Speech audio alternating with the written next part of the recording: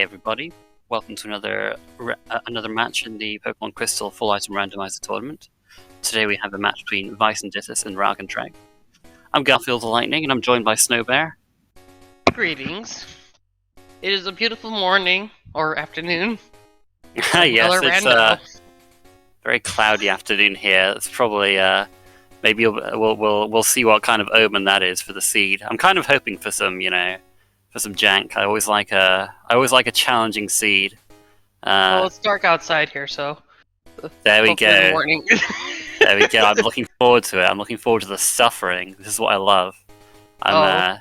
So we're hoping for early basement dip, right? Gotta get those vanilla rockets in, out of logic vanilla rockets. It was the play at one time. It's gotta be a play another time.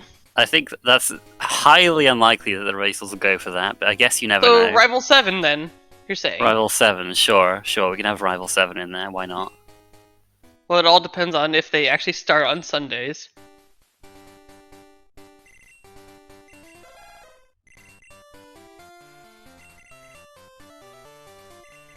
But yeah, I haven't really seen much of these. I think I've missed You haven't seen much, Garf. You've been commentating like a quarter of the matches. Yeah, I haven't seen either of these two races, I don't think.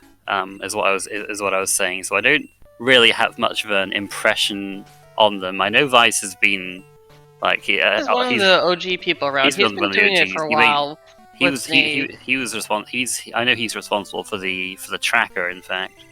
But, yes, he's been working on that actually. So with Dylan, I ended up seeing some of the work he had done with the key item, his own key item work on that. So, I kind of suggested help with get them working together. So that was a nice thing. So we do have a Nidoking star. I mean, I guess Rag must be used to that. I think Rag does red, right? Red blue. I know he does some kind of Pokemon runs. I'm not entirely sure. But yeah, I guess we got Gen 1 speedruns going on right now. I was getting excited because the first two starters we have are some of the worst fully evolved Pokemon you can get. We start with a Boomerang TM as well. We're teaching Boomerang right away. That's a hard commitment to the Nidoking. That is a hard commitment because Boomerang is a really, really good ground move, and when it doesn't miss. Big commitment to made early, but we'll see if it pays off. It's a free TM. It's TM, even though it's TM45 and there's only one copy in there. When the copy on the starter held Pokemon doesn't count for that. So that's a totally random one. So that's a free, easy commit, no problem. Yeah, I mean you never know where else you're gonna get it. But, yeah, great moveset to start with, definitely. He's committed to it. I like this play from. Normally, I'd be holding off. I don't know about this. Even if the Nidoking's got good moveset, I don't know. I would commit to it. Oh, you don't. I mean, I just love how this is. Honestly, I like the bold play. Every time you play one of these, it really comes down to sometimes the smart decisions, but it's also the uncanny decisions. Like, hey, just commit to a main and start it. I mean, if you have a good main, you can make it work. It's great, especially early game when you're not committing to set up one X item to have the capability to go physical or special as well. And this Nidoking, it's got 2 physical moves, 2 special moves. I mean, pretty solid attacking stats on both sides. What's not to like, really? I mean, it also, look. So in the early game, the moves matter more than the level, than your actual stats.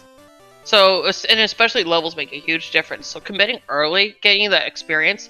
Let's see, the Mikey experience, the pre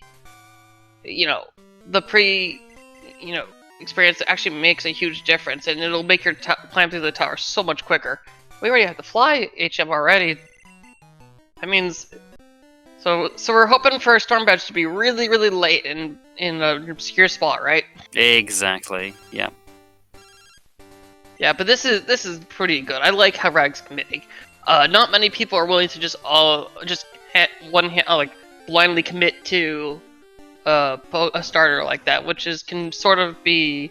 I think people sort of underrate it because it's 90-ish attack and 85 special or something like that, which is still very workable. Yeah, 92 attack, 85 special. don't get me wrong. I really love that play.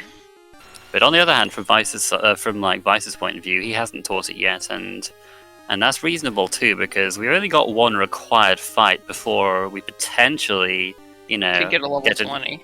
We could potentially find a squirt bottle early and go for a level 20. So you can definitely see the merits of what these guys are doing on both sides. And they're both catching a Tyranitar. Very good, awesome option. Ooh, Hey, you got Sweet Set. Yeah, T-Ball Dragon. It's a special poke at this point, but it's got a very manageable special attack. Don't sleep on its special attack. It may not be leaning that. Oh, that's bad. I know you want Raagentreg to catch this, or he's giving it a look. It's got the 130 base. Oh, it's got the milk drink. That's kind of annoying, but hopefully it still gets in. Almost kind of wish that he still had that bone ring TM for that Ursaring. It wouldn't be as good on the Ursaring as a Nidoking, but 130 base attack is 130 base attack. Yeah, we'll see what else this. I think you just keep it as a friend. It's unlikely that he'll want to main switch to something of a similar level with a Nidoking with this kind of moveset. Okay, so we did see Steam Slash as a Rock Smash move on it. So if we find it in the wild, yep, that'll be. We could do some early Rock Smash shenanigans. And I can't believe that of all the things I lost to someone doing my strats using a bear. Goodness gracious, right? I mean, but you know, I guess the better me wins. I mean, that's got to be the way you'd want to lose, though, right? Oh no, absolutely. Losing to a bear, you know. I mean, doing the bear skipping Morty, God. Yeah, one of your people for sure. Yeah. Okay, so we do have both of them dipping in. I'm sure you've heard on many of the broadcasts before that this is out of logic. We don't want to force people to necessarily go in the dark without having to do it. It's just, it's always been on my bucket list of things I want, but not yet. Yeah, this item is pretty painless to get, really, and in this case we've got an iron, which is great for selling. Oh, we have Charizard there. Female Charizard's still workable because it is a special attacker. But it's a dead Charizard. Oh, nice crit, yeah. Too bad, not this time. So Rag is definitely more committing to the Nidoking, and I do like that, as I said. Vice is taking a few more encounters. Maybe looking for something a little bit more workable. Or just saying what there's around, which is not a bad play instead. So we got the Escape Rope Chamber. I like the earlier Escape Rope Chamber play, because you never know when it's got the Squirt Bottle, and nothing feels worse than getting the Squirt Bottle after doing all of Azalea. Or not Azalea, all of Violet. Only to figure out that your main was obsolete. Well, we did get two important items there. We got Cut and the SS ticket. Exactly. Yeah, so, that doesn't tell us much yet. It could be much. We do see Vice selling out some of those TMs. He's gonna keep that Bone Ring TM. Very good idea. Yeah, don't sell Bone Ring, goodness me. I think Rag just realized, oops, I don't have escape ropes. I used the only one that I got. And he's gonna be going to sell off things as well. I do like the selling off if you have an escape rope early, doing your shopping after doing the escape rope chamber. It is a small little time save of having only visit the shop once, although if you're Vice, I don't imagine you're going back to the shop until at least Azalea or Goldenrod, depending on how they do their shopping. Yeah, but this is gonna be pretty good. I do like the repel play from Rag. I have started to do that myself a bunch too, and making sure the comboing in, of course, the HM teaching, very good menuing. Storms approves. I would have opted to at least keep the Sweet Scent there, but that's not a big deal. Because he just got Sweet Scent TM again, so... Yeah, Sweet Scent's handy if you want to, if you get access to Vermilion Port or something and you want to main switch there, because it's pretty low encounter rate on the water. Pretty low encounter rate here as well. This is the same encounter rate as Slowpoke Well, but it is a bit longer, so I guess that's explains a bit more. Yeah, explains a bit more why you'd repel here and maybe not in Slowpoke Well, because you don't have to take as many steps in there. Well, this place is notorious for at least getting at least one encounter per. Yeah, you usually see. And like, Slowpoke Well between is, 0 oh and my 2. gosh. I've heard the stories, the legendary 3 encounters in Slowpoke Well. 3 encounters? I've never seen that. Usually you don't get any. Well, I have been converted by storms to do the repel into it. It also goes nice because when you go into Ilex Forest, you get a good amount of movement before you have to do your repel. You're able to collect that item and get a couple steps before having to turn on another repel.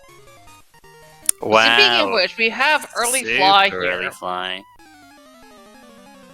So this is this could be I hesitate to think that pass is going to come relatively early because we have that SS ticket and fly being so outrageously early would probably has me leaning towards that because it would be restricted from being on North Johto unless we got the squirt bottle. But it's good to see early fly for the runners. Yeah, well, it is fun to see fly be in a trolley location. It is very nice to run to be like, okay, well, at least the whole mid game isn't gonna be who finds fly first, because it does feel like that sometimes. No, it is, and we've tried to reduce the fly game. I mean, we did cut out that hour bike game of where's the bike. But the fly game can still be a little bit more skewy, even though we've restricted some of the locations. The logic can really throw us for a loop. Yeah, I think a lot of the times you can kind of route things in such a way where you don't need fly, but it is nice to not have to be like hyper focused on that for once in a while. Yeah. I think when you have fly, it allows for a lot more diverse checks, which is also very nice and interesting to watch. Yeah, at the same time, yeah. I don't know. Go ahead. Sorry. Yeah, I mean, in a lot of cases, you like, especially early on, you don't want to like leave a check behind because they can if you kind of like, what if fly's there? What if I have to go all the way back without fly? And so maybe this will encourage them to make those kinds of risky plays that you don't see very often. And this, folks, is also why we probably got that unlucky one encounter in the on that top. I mean, it was one encounter, but luckily not a problem for Vice. Just a ride-on. I think most Pokemon can run away from a ride-on. Yeah. But yeah, it looks like this early game's been very easy for both of them. Both of them committing to that Nidoking, or at least committing to running it. So it's not so it's not a problem at all. And I guess the little early experience from Rag hasn't entirely shown, because it looks like, if anything, Vice is the same level entering into or entering. Sort of, which I found a little bit surprising because I thought Rag defeated a lot more wild pokes, but I might be kind of misattributing. Although this Pinsir is giving him a real hard time. Yeah. And that's a special defense drop. Oh no. Yeah, he did miss one Boomerang, but I think that was a high roll on Ice Sponge because I wasn't convinced that was going to KO, but he got it. Yeah. Either way, he was able to do that. Yeah. We did see a freeze on Vice's side in the fight, which was very convenient. Oh, okay. Thank you, Wing, for confirming. I did see the Charizard. I must have missed the Meganium on that, because I know Rog did start catching a couple more friends, which is good. Oh, Ice Beam Snorlax, not fun. Yeah, I know Rag is trying to conserve his Boomerang PP, but Snorlax is a special defense tank, so it's unfortunately maybe not as much of a astounding option to do have to try to use his limited boomerang on it, but I'd rather not take the ice beams to the face. Not necessarily the damage, but more the freeze chances, because you know you're gonna get frozen. Vice entering at full HP for that level 9 with he managed to get past the pincer much easier than Raagentreg did. But yeah, I do like Nino King though, because a lot of people kind of don't realize how much of a it is generally a mixed attacker. It's close enough to one, so you don't have to go fully physical. Special King works just as well. Yeah, it's a little weak compared to some things you might want to run, but it's got like good overall stats, kind of like Arcanine, but not quite as high in general. But that's kind of how I look at it. It's got like pretty decent stats across the board. You can kind of make it into whatever you like. Absolutely. Yeah. No, I definitely do like art. I mean, both. I know it's sort of both of them doing the same kind of thing, but you can sort of see the differences a little bit. You know, Vice did get a little bit more experience. However, Rag did commit to that boomerang, which helped him deal with the Snorlax a little bit easier than Vice had. You know, Shadow Ball sounds like a good move, but honestly, it really doesn't give good coverage because of all the things you generally want to Shadow Ball, they normally tend to be either normal type or special defense tanks, or physical tanks rather. And of course, Shadow Ball helps with neither. Although it does drop the special defense, so that you could potentially follow up with a special move. Gotta love it being a physical attack that drops special defense. Thanks, Game Freak. Yeah, Boomerang is also nearly twice as powerful as Shadow Ball and Nidoking, so it does make a pretty big difference. Ooh. Nice Rock Smash TM there on Raagentreg's side. Yeah. Alright. And the Clear Bell. Ooh. So we do see Reg just committing through. I do understand. There's no entirely reason to backtrack. Although I would be awfully tempted. Yeah, I mean, you probably wouldn't want to main switch to the 15 at this point. It's a little late in the game for that, unless it's something really good. But there are those items that you can check if you want. Oh, I wouldn't go for the main switch. I would go for the items and do a quick dip and reset. But I think it's better to combine it later on when either it's A, in logic, or B, we have something like the mystery egg or rising badge.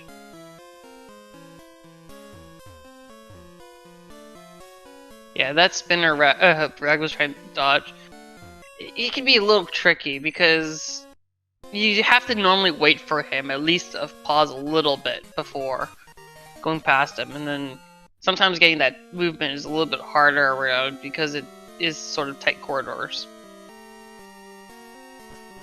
And that Pokemaniac as well. I've hit that Pokemaniac too many times because if you do a certain movement, you have to wait like a frame, but if you go way too short of a time, you're gonna hit him anyways.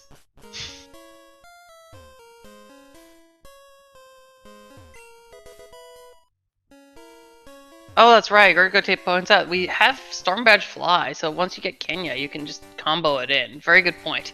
I am so not used to having early Fly, because in the beginning game like this, it doesn't come into play, but it does come into play further, as you pointed out, into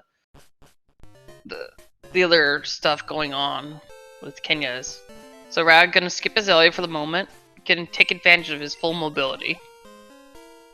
Yep, this is one of those plays we were talking about where, you know, it's pretty risky to do this without Fly, but with Fly you can just go back here if you can't get out of Goldenrod.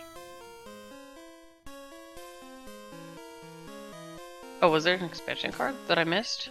Yes, that was in Union Cave. Ah.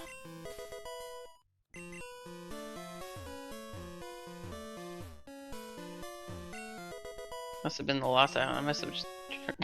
Yeah, it was the last one, just right at the end of Union.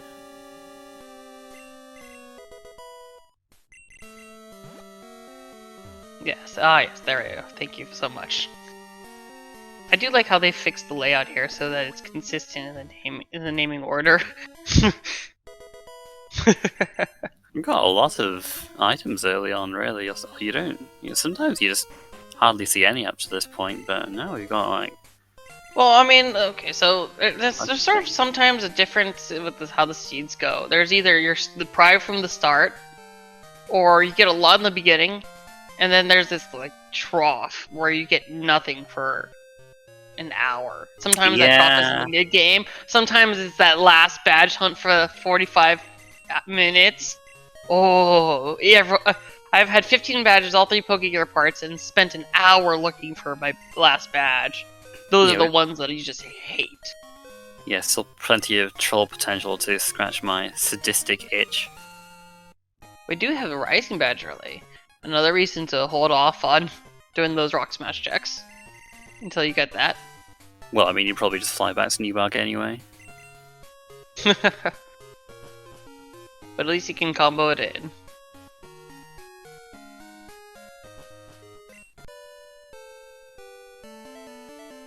So, I think Rag hasn't been in the shop yet, so it is definitely a little more interesting to me.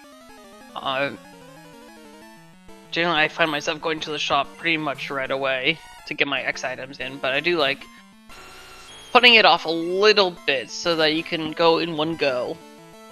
Yeah, you can get a little bit more money by doing all this other stuff, a bit of this other stuff first anyway, if he's... Because this is kind of usually around the time when you maybe don't have quite enough money for everything you want, so it's nice to have as much as possible. Meanwhile, we do have Vice coin through Azalea. I do know Vice likes to go do the school of thought of, while I'm in an area, I want to complete every check I can in it. And, it's very good for getting that kind of thing going. Looks like Rag's not going to save reset for this bike item, so he will be getting the phone call regardless.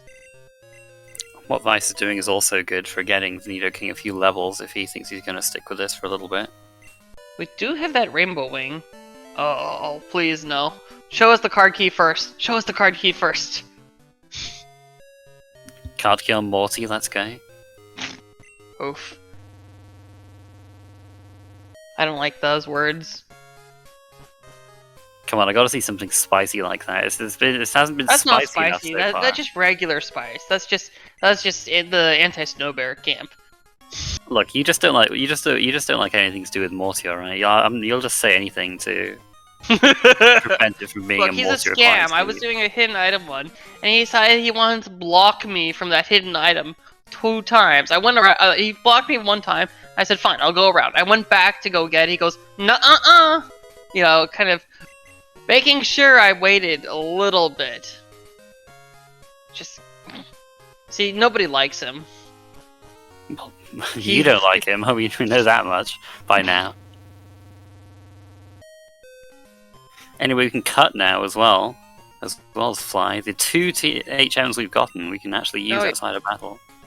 Yeah, I mean, this is also another reason, like, I know that there's these levels that, and it's not necessarily committing to a main early, but I do like the plays of least amount of fights first and just getting what you can done. Ooh, an Aurora Beam TM, very good, very good. Selling the Sweet Set TM, I guess not holding on for that possibility of the water main, but, it's not... I think I would just hold on to it. Do not look like good TMs to me. No, unfortunately not. One of them could have been Giga Drain, I guess, but that's not particularly great either. That's the best of what it could have been for that first one. I have to admit, though, Giga Drain is underrated compared to how people use it. It is water coverage, and water coverage is especially rare and is very valuable. Yeah. Yeah, so maybe with the amount of money Raagentreg had, he could have taken a bunch of puns on buying it. Specs. But okay, nothing useful to Nidoking. I do like the 5 guard specs. I usually only buy about 2, but 5 is a good amount. That is a lot of guard specs, but it could be helpful if he ends up doing a lot of high-level fights.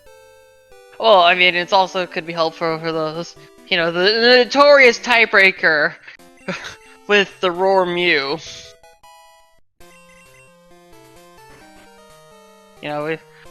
I've learned not to criticize people for overdoing the X item shopping, because there are those times in Red where it's just, you need to It for overbuying actually does help a lot. Well, he has the money for it anyway. Why not?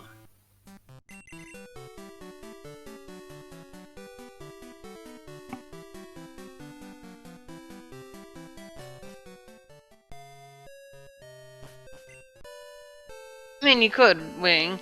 The thing is, you could also. I mean, I think the AI will, if it sees you trying to use Destiny Bond, will try not to damage you in enough way to kill you. I don't know entirely how the AI reacts to it, but I know that it doesn't work out as well as I hoped. But of course, being an if you do have an electrode with Destiny Bond, you're gonna go first. So it doesn't matter what the AI thinks, because until you show it Destiny Bond, it's gonna try to kill you as much as it can. So no way out of Goldenrod yet, so it might be one of these items that Raagentreg is going for. There's not really a lot left now. I mean, we still have, what, the charcoal item? We still have that, yeah. And the cut guy. We also still have the Kenya turn-in quests, and the Rising Badge check as well. Man, I'm kind of glad. I'm glad that we have Fly now, because like if it is the Kenya turning quest, that's pretty painful to have to do without Fly. Oh, absolutely. Especially the Rising Badge. Oof. Although we've been getting a lot of TMs. Very solid freeze from Vice. Saves an attack from the Persian. We do have Rag going into the Dark Cave. Out of logic, but of course, very convenient to just couple in all the checks. These are still out of logic, not only because of the dark, but we also don't have the squirt bottle yet. So, even though we got the Rock Smash TM, it's not in logic until you can buy it in the Goldenrod shop. This is to prevent soft locks. Yeah, because you can get rid of that TM, and if you couldn't get it back, then that could be a problem. Or just teach over it by accident. I've done that a couple of times. I think it could be said though, there is some good reason to follow logic. Although I'm sure if you've been around me enough, you understand that I just like to ignore logic for the most part, because sometimes logic can be really, really annoying. Oh, so this is an interesting location for Flash. So this means Flash is locked behind 7 badges and strength. So that can kind of give you a clue into when you're expected to start doing the checks. So Elm gives us an Ultra Ball. Not quite the Master Ball he would normally give in the normal run. Look, but I would say it's very required, though. You've only been away for 27 minutes. He hasn't had time to develop it yet. You've got to give him more time than that. Oh, develop it? I thought it was already made. I thought. No. He's been working on it working overtime for it, right? Because he hasn't the Steam Ultra Ball yet, he can be just like, just give him an Ultra Ball. He'll be none the wiser. This is the ultimate ball. Yeah, totally. So, if I saw correctly, Azalea was a complete dud. And yeah, no, there was nothing there. The only progress I have left is this Kenya turning quest. There's Whitney as well. Oh, okay, so it's Whitney. Alright. So this is kind of interesting. So, if we didn't have Fly, I mean, I guess if we didn't have Fly in Storm Badger, like, I'm sure Rag would have done Whitney much sooner, yeah. But I do think this is good timing for it, and just kind of committing to, I think my opponent will do Azalea, and I've been seeing a lot of times, as much as we joke about, Morty being a scam, Azalea tends to be a scam more often than not. Yeah, I feel like that. I feel like that's happened more than I would expect.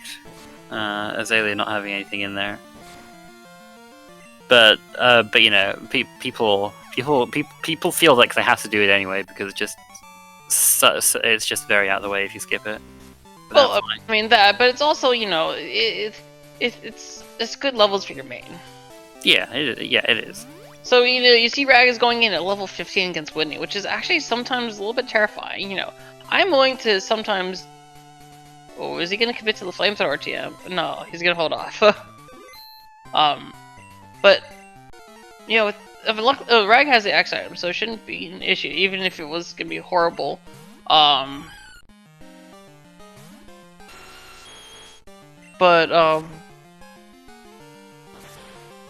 Sometimes it can be a little tricky to fight Whitney a little underleveled, because, especially as we've talked about in the early game, those few levels make a huge difference.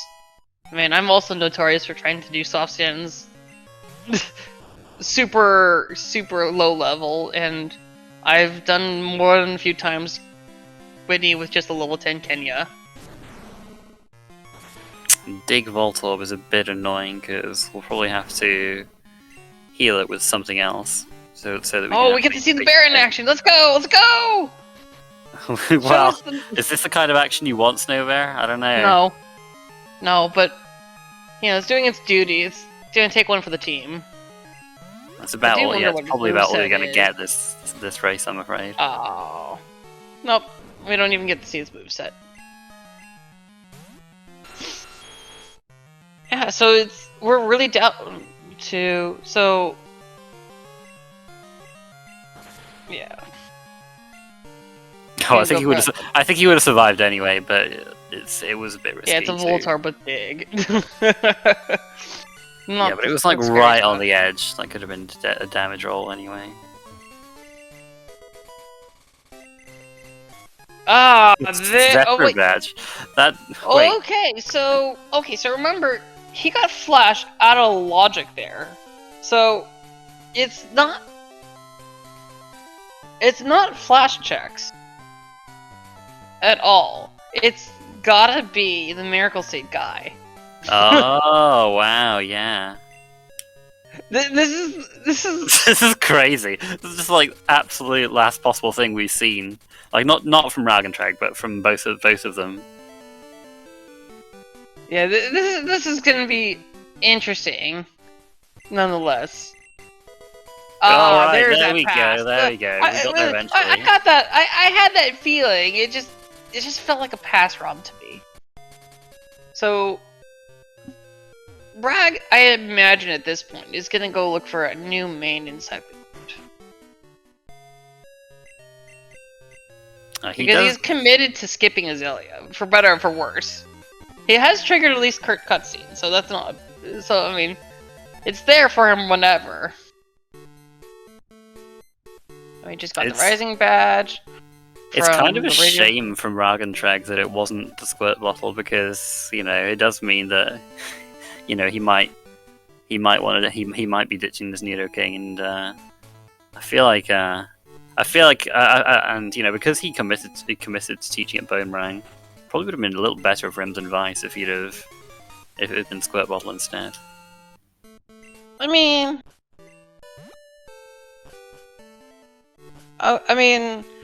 so I wouldn't be crying over using a Boomerang team. I think it was a good call at the time. They're gonna get another copy eventually if you need to, and as much as it's a really strong ground move, there's gonna be other strong moves around, hopefully. Yeah, we do have the. And we do have Flamethrower Aurora Beam TM, so this definitely scratches my special Pokemon itch. Yeah, we'll just have to see what's available, I guess.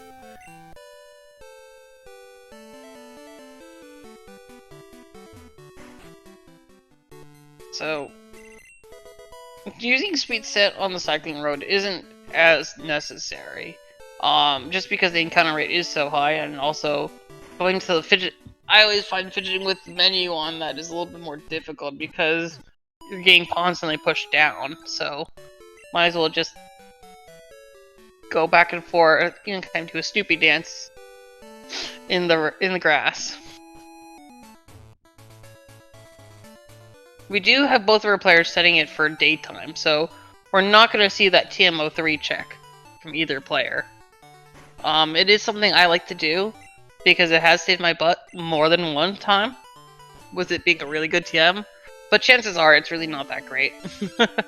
Yeah, I haven't seen it pay off in the tournament yet. I think it would be cool if it did. I just haven't seen it. I mean, it's occasionally been something useful. I think there's been numerous races where it's been something like Psychic or Thunderbolt for me, which I'm like, oh my god, this makes a huge difference. Meanwhile, so we're gonna see some good mains here, right? Grimer, good start. Yeah, great. Oh, he resets as well, dang. If we had a smoke ball, it would be really convenient, but I don't think we have one. I don't think we got one early on. Tentacruel, workable. Tentacruel's okay. I wouldn't be jumping for joy for it, but it's very workable.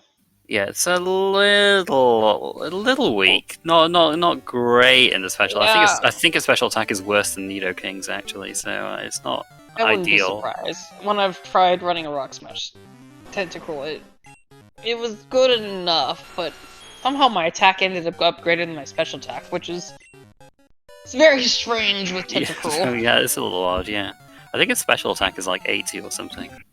Yeah, it's not splendid. I mean, if it's the best thing there, I'd work with it. It's got the special defenses to be workable. It's not great defense, but it's got workable stats.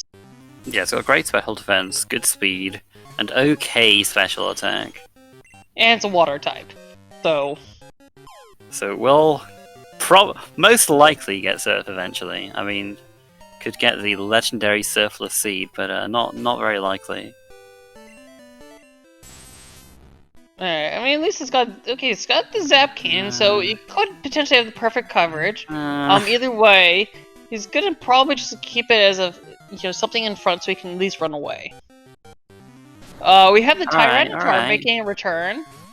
Well, the real question is, has it learned anything good? It's learned how to use Aurora Beam. That's alright.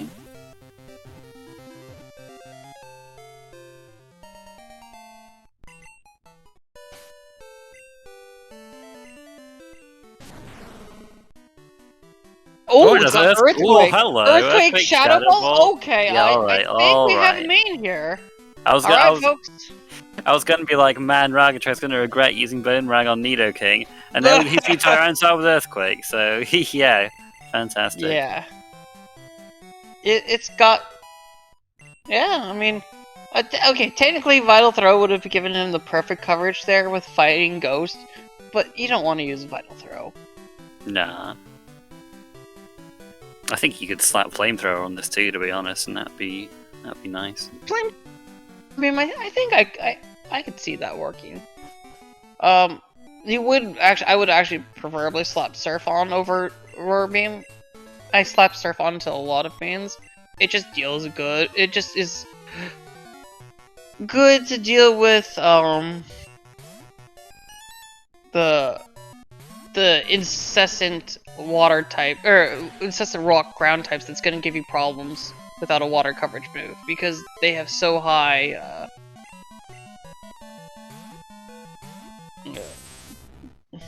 defenses. Also, Vice teaching cut to you the Kenya, but he doesn't have another Pokemon to give away. So he's gonna... I think he might have to redo that then. It's okay, nothing else gonna be behind Cut. No Erica, no Lake of Rage, nothing. So we're gonna definitely have Waterfall, right? Nothing, we won't have to... Okay, we won't have to go to West Kanto at all, yeah, exactly. Just Waterfall through there. I didn't see what Rag's having issues with, but clearly this trainer... Yeah, it's a Porygon 2 with Giga Drain, so already a pretty rude welcome for Tyranitar. So he's leading with Tentacruel this time and hoping my buddy Porygon 2. Oh, and Rock Slide. That's no fun to see. Oof. Yeah, having a little bit of bad luck here. This is like right after he's got rid of Vital Throw, which is a bit unfortunate as well. I don't know if Vital Throw would have helped him all that well. Well, it would have done a little bit more than his other moves. Is he outsped by the... Yeah, he's outsped by the Porygon 2 anyway, so you're right. Oh, that was a critical hit Earthquake and just did half health? Oof. Yeah, Porygon 2 is pretty bulky. I mean, that's why I love it so much.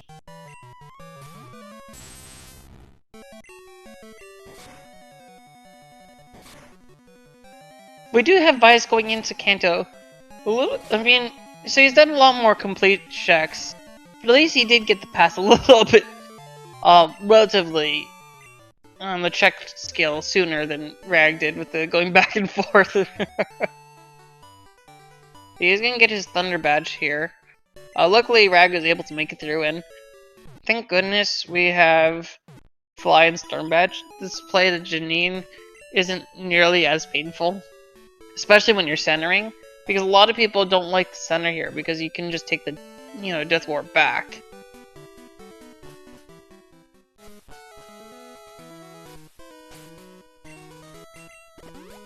Yeah, otherwise you have to fight a trainer on your way back and go up.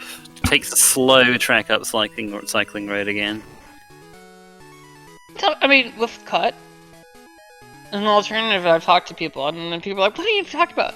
It's actually going up Route 14, from Route 15 up to Route 14 and through 13, because you have Cut. You have one trainer with 4 pokes you have to fight, which is similar to the 3 on the cycling road. But with Cut, you can skip that other 6 Pokemon trainer that you would normally have to face, and you can just go to the other side with it. So I think it's actually somewhat comparable in time. I mean, definitely on the slower side, but it gets more. You get the other checks going into rather than kind of dead backtracking.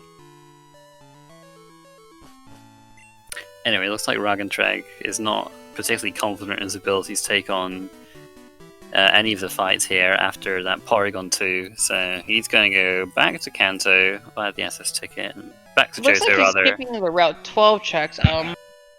Vice did the Route 12 checks. Going to Route 11 too.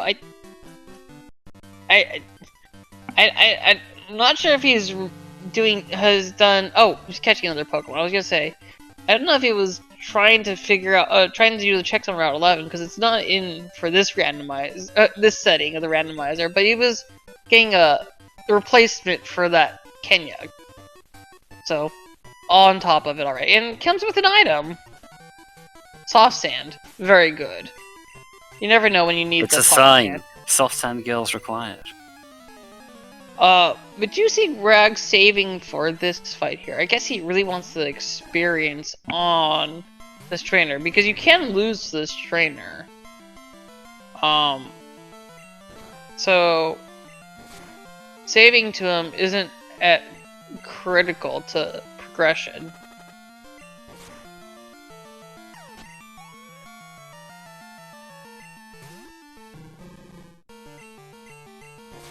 Or he might not know that you can lose this trainer. It's not obvious unless you've been told by somebody. Yeah. Oh, Cheetar! Aha! You thought you were fighting this Cheetar, but instead you're fighting this other one. Oh no, you beat my Tyranitar. What am I gonna do?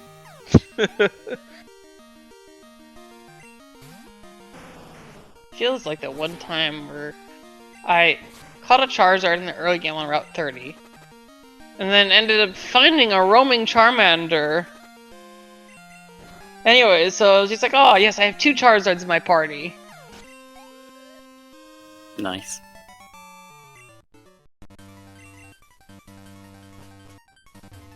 Yeah.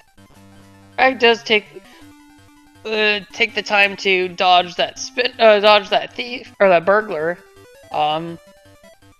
He's never fun to fight. So easy, buddy. Skipping it. You just gotta make sure to take a step to the right and then down.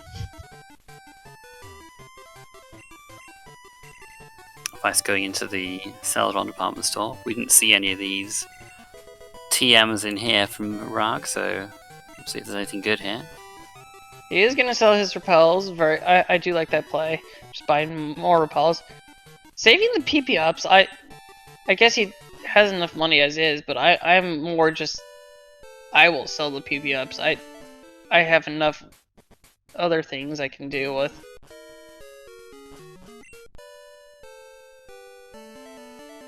Alright, so... I wonder if he is gonna check those TMs though. Or if he's just gonna focus on... No, I don't think he's gonna check the TMs at all. He bought 41 max repels, which is more than enough.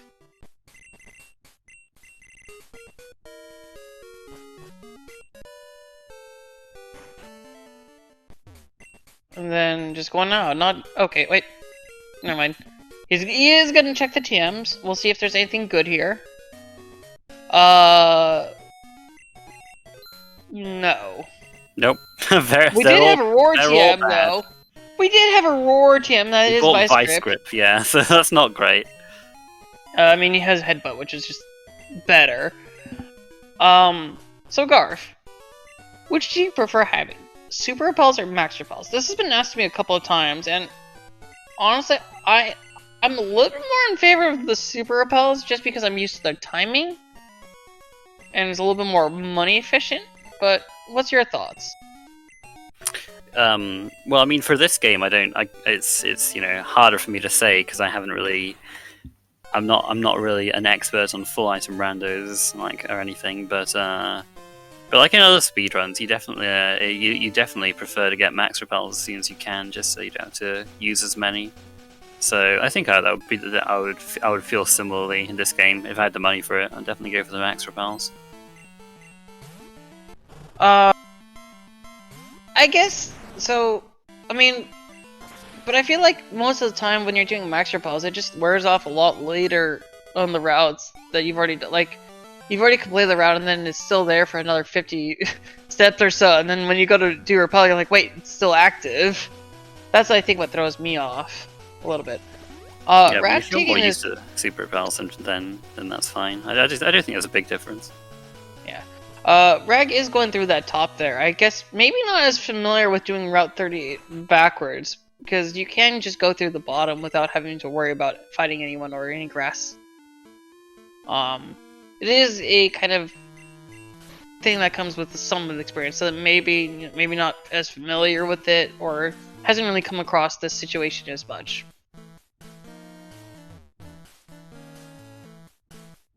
Yes, as pointed out in the chat, we got the vice grip. So that's why, I see. Yes.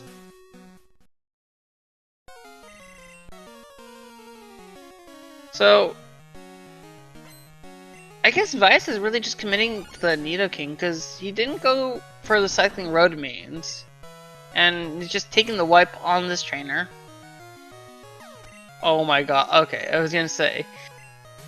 This Hitmonlee is not cooperating very well, but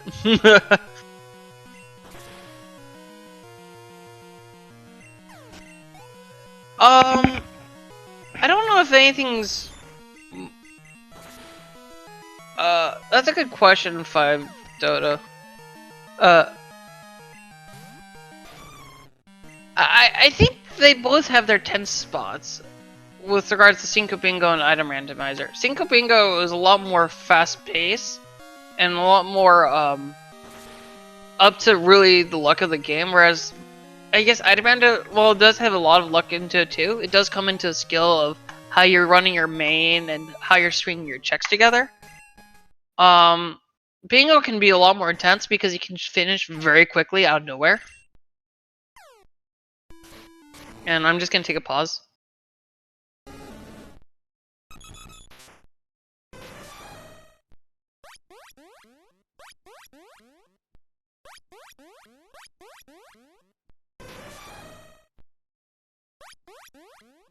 I know exactly what those were.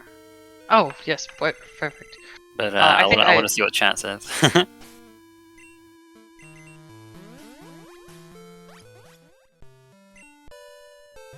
I think, the Doduo Roamer, and then I thought it was like a Charmander or something? Light me, I'm not entirely.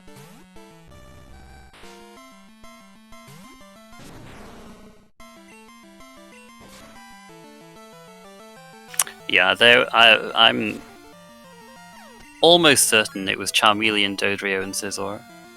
Yeah, that sounds about right.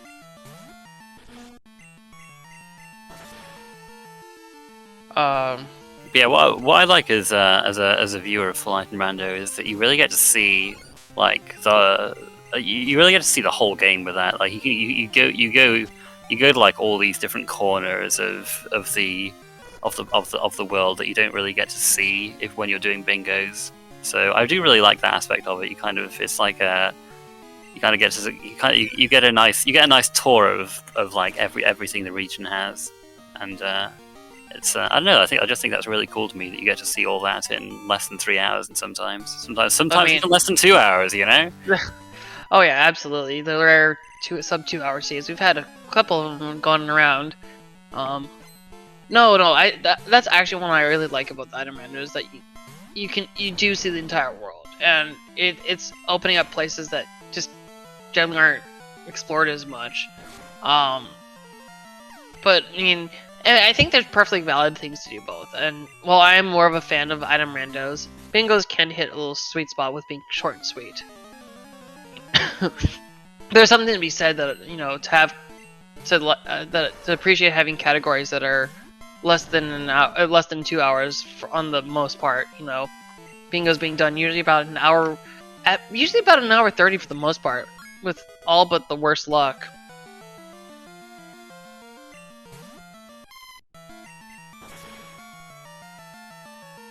Either way, I think it's really cool that Pokemon Crystal in particular, just like the structure of it, really lends itself well to playing them in all these different ways.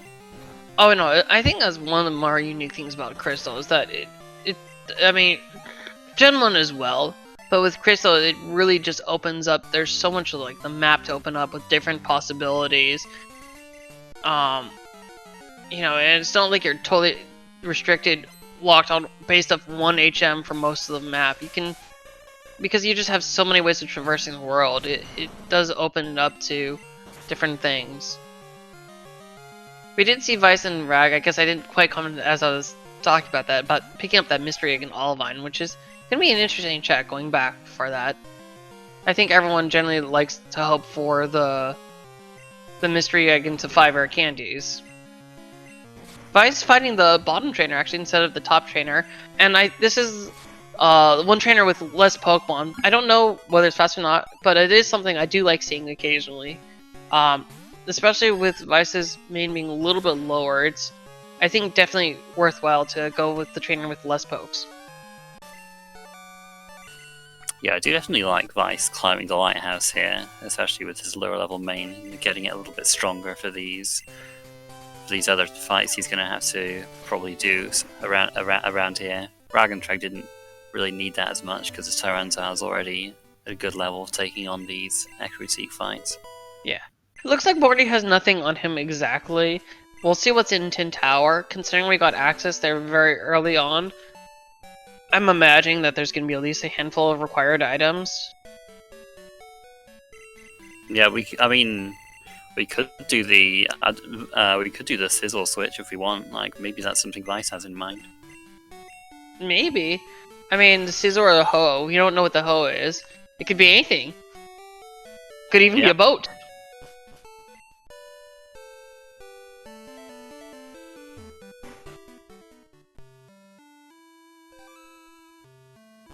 Look.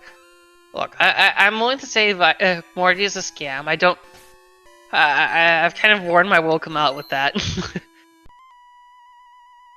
I don't know. I mean, we still hear you lament how terrible your ROMs are for years later. So I don't know. Oh, is it me who laments it, or everyone who lamps playing one of the ones that I made? I'm sure you. Whenever I hear somebody else say how they played a bad ROM, you're like, yeah. Well, what about you haven't played my ROMs? Those are awful. Look, the bot's been giving me a run for my money, okay? The only other person who was even giving those bad ones was Woongi, but he started to giving people jet seats now, so I'm alone there. You love your reputation, don't you? I don't know if I love it or hate it. I embrace it. Embrace it more than I embrace Garth strats, that's for sure. At least there's no reason to do Garth strats this tournament. You know, I should have done Garth strats in my race just to spite you. I think I was asleep anyway, so I would have missed it. save it for maybe next time. Maybe next tournament, yeah. Yeah, I don't know. I'm not thinking that far ahead. This one's been a lot of fun as is. Like, I want to savor the moment a little bit. We do have the Kimono Girls early from Vice. It is a good play at this point to do for not only the levels, but we've also seen, I think, a numerous amount of times that it's been required. So, very good.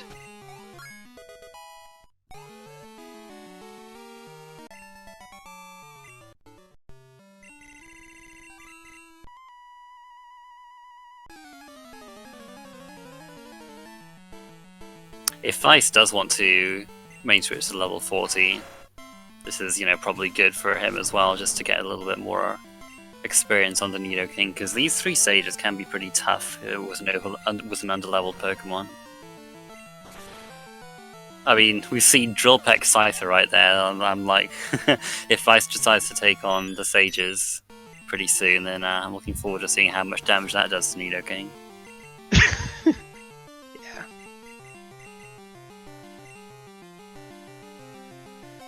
Snowbird, please stop giving cursed suggestions in the chat.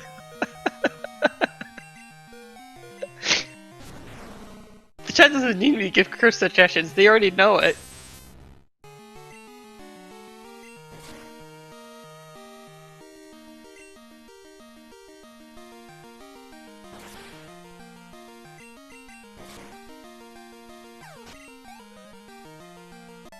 I like how Raagentreg had to use a tentacle for the Porygon too, and now this Porygon on one of the sages.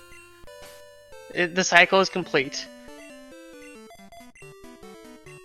So that Scizor is looking a little bit more viable to catch at this point.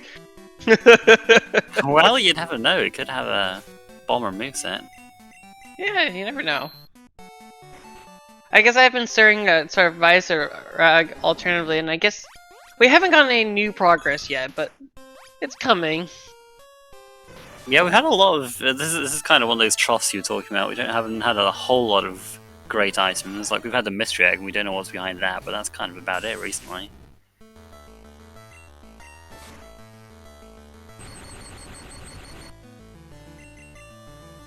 Alright, giving Scizor the once over to you there, stay in the ball. There we go, easy peasy.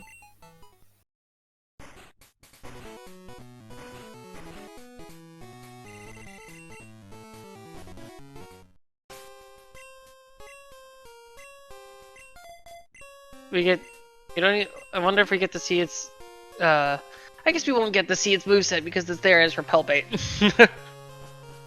Yeah, maybe if the hoe is something good as well, we might just see them both back to back. We do see Vice going straight up to the Lick of Rage checks. Very good choice.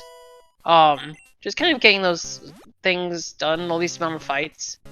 I do like this play as well. Yeah, I mean, you'll do this at some point. I'm sure Raagentreg will do this at some point too. So, if there is something here, could open up a few more options for Vice.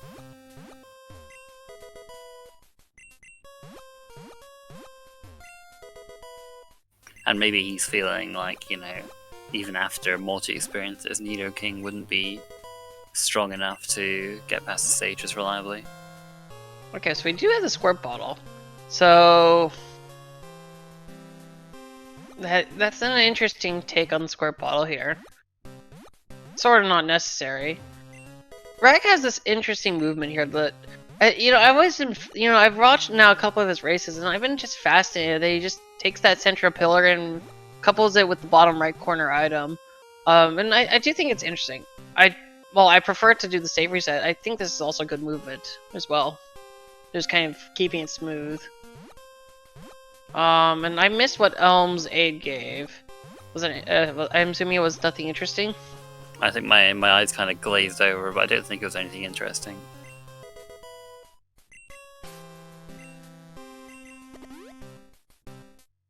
Gosh, here I am commentating, I can't even catch what's going on. Look, watching screens is hard, alright? Yeah. I don't think it doesn't look like there was anything present on Elm's Aid today.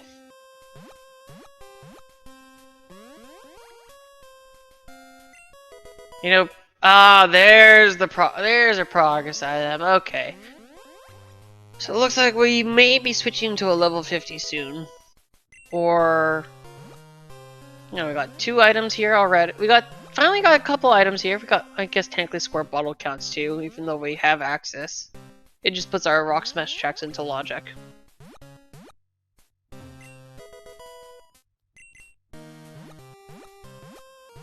Also a nice... Well, I don't know if we'd really want to teach us to Tyranitar, but it's a little bit stronger than Headbutt, I guess, if Raagentreg wants to go down that path. Honestly, I don't really But know. we have Earthquake, so we probably don't need that. We got Earthquake and Shadow Ball, so... We do have the Silver Wing, and I went to go market the track, and I'm like, right, not this one. Trying to keep the clutter down a little bit.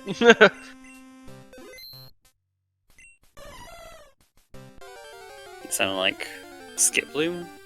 Jump Bluff? One of Jump those. Bluff. Yeah, definitely not switching to this. Although, he's looking at his moveset at least. Maybe looking for experience. May not. Well, I guess you're not going to be able to run. Not when you're paralyzed, so you might as well just take it down. Because you can run from the Lugia, or not Lugia. Or you can run from Lugia. You can run from the Ho, but Not even with Giga Drain, I'm afraid, Jump Bluff. Not even with Giga Drain. You're not. Have you not seen the terrifying Jump Bluff with Aeroblast? The lead. It was doing a lot more damage. I've had it do a lot more damage than you would think. Alright, well, I guess Tentacruel served its purpose and is no longer on the team. That means we're not going to fight anymore. What if we come across more Porygon too? What? How are we going to get past it? I guess we're just going to have to Oh, he is main switching to the Caesar. Okay, he has Steel Wing, I guess, so that's I don't know. decent stab move. I mean... But he doesn't really have a whole lot of other good moves for it. Such as a physical move, I guess, but like you're probably not really going to use that all that much. Vice is searching for... Probably the Dodrio. The Dodrio would be great, yeah, if you could find that. Well, actually, both of them would be good. You just evolve Charmeleon in one level too. Yeah. I mean, they've already seen the Charizard once. I don't know what to say about this play, but honestly, I think it's an intriguing play. I'm not gonna say it's definitely, you know, it's extra levels, and he was struggling with that T-Tar, so I can understand why going to go off of it. I mean, yeah, we do have a very solid attack as well. Steel Wing on Scizor is a stronger move than Earthquake on Tyranitar, to be fair. Just a little bit less accurate. If we get a few more physical TMs, that will really help Scizor out a bit, and it's, you know, definitely likely we'll come across them. We still haven't found that Boomerang TM, right? Nope. Flash was on Route 46, which is what we know to be strength locked. So. Okay, so. Huh. Wait. Oh! We got the mugging going on! Thank you very much for your money! We'll be taking that. I didn't think we would see that in this race. I don't think he's going to care all that much about that, but there we go.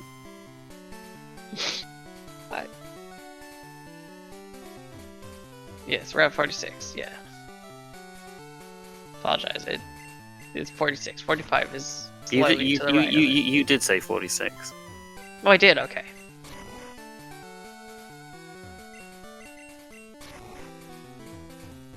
Yeah, a little fun fact about the mugging. It's been used a couple of times for bingos to get to 0 money. It's actually very convenient if you can finish off. That's super cool if you can pull that off. Yeah. Yeah, if nothing is required post Lake of Rage, it is actually a lot of fun to do. I don't know how many stages you can actually finish before Lake of Rage, because I feel like there's good amount of goals that require either Claire or the radio tower TM.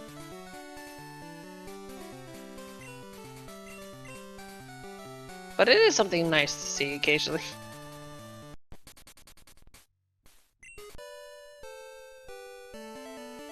Alright, so I'm trying to figure out where the progress is here, because I feel like we've seen everything, but unless there's something Vice to collect that I didn't see, is it really down to that squirt bottle check?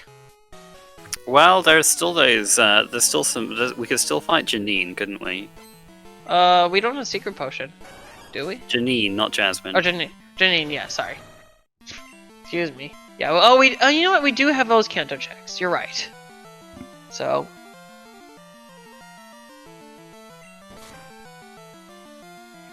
But I don't think we can. No, we could do the Nugget Hedge maze, couldn't we, as well? That's about it, I think. You're getting a cursed seed. Look, it's an optional, right? I've got to say it.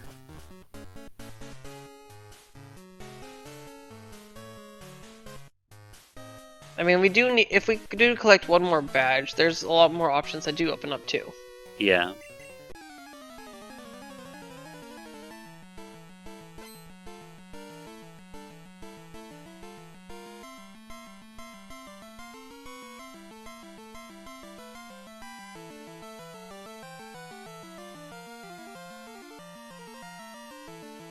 Bit of some downtime to kind of look.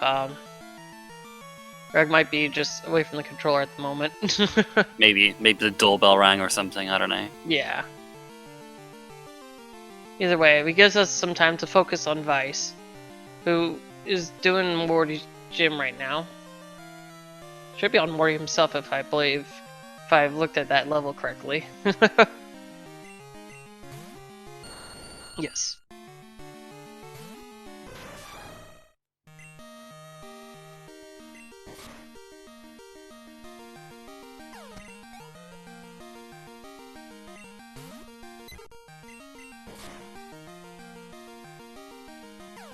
We are in that Morty, the build cutscene.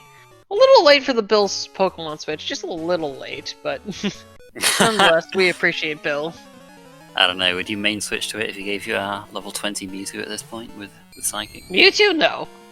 No. T-Ball Drill Peck Zapdos with Ice Beam? Yes. But you love Mewtwo so much in tournaments nowhere. As much as you love Olivia.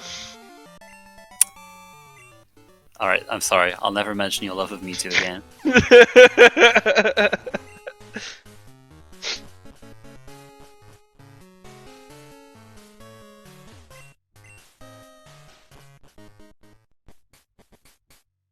Honestly, looking for that special Pokemon switch. I'm really just looking for it.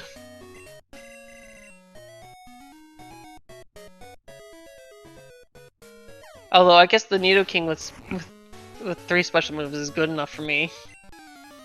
Yeah, Vice is still resisting teaching Boomerang. I don't know if you recognize the Scizor cry, but it'll be pretty good on Scizor if he wants to switch to that. I do think the Scissors moveset on Rag is interesting. It's I don't normally consider Steel with much coverage just because Steel ends up being feel like it gets resisted more often than not, but it is a solid move though, I have to admit. Well, I think, it feels that way because it's resisted by water, which is just such a common type. Yeah. I think that's my issue, is that there's just so many water types in the world. But Raagentreg might head back to Azalea before doing any of the Janine or Nugget Hedge Maze Kanto checks. I'm not sure what he plans to do. I'm not sure. I think he already did the cut. I think he already did the cut check in but yeah, there is still this guy though who will give us an item from after we run away from the it's plan. Close enough a plan. Yeah, I mean, I could see that. Oh, okay, just a Quick Claw. Okay. Honestly, Quick Claw on a Scizor is not a bad idea. Oh, this is a hard commitment to the Azalea skip. He's still not going back there, even after all this. I thought has he not gone to Azalea still? I thought he has. Did he? I don't think he did. Oh wait, no, he hasn't. You're right, hard committing to Azalea skip. And you know what? It's gonna be fine. The only unfortunate thing is if he wants to go find that Slowpoke well check. Because that does require still at least beating the Rockets the first time. You can't, because Kurt kicks you out. Yeah. Leave me alone, old man. The rock's right there. No, you saved the Slowpokes! You gotta come to my house! I gotta show my appreciation to you and give you a full heal as well.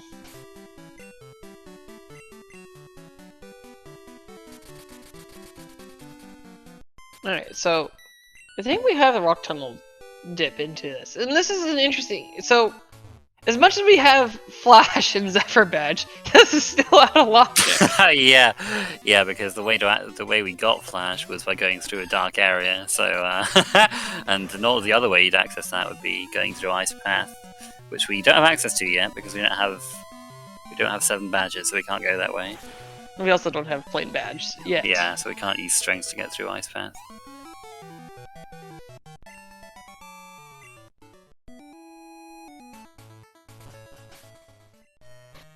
But if you can get, well, I was going to say if you can get through without Flash, but we just talked about how he actually has Flash, so yeah, he'll just do that. You know, Rag really showing his appreciation for T-Tar's services and just saying, thanks for your service.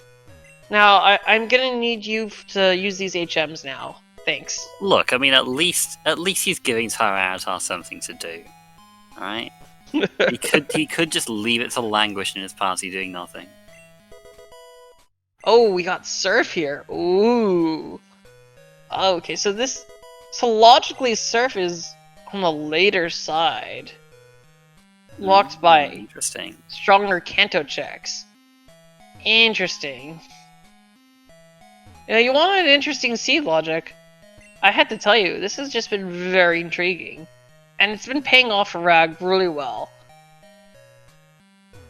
Sometimes when you go out of logic, it just comes back to bite you. But Rag's been really rewarded, I think, for doing this.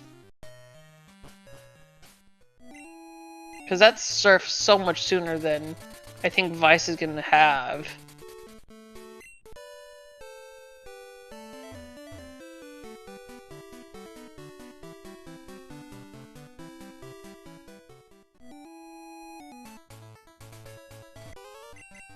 But here we go, this is one of the Kanto checks he has access to right now that could be the logical progress. Yeah. And honestly, it's a safer one to set up on. And this, this Scizor is going to do spectacular against the teams. Normally. Unless he misses and gets wrecked by Dynamic Punch. Yeah! Maybe that's just a slight exception there. Just a slight exception there, excuse me. Yeah, we got Vice picking up that Squirt Bottle as well. He's going to be picking up that Strength and... the radio card. Radio card, yes. I knew there was 3 items there, I just didn't remember which ones.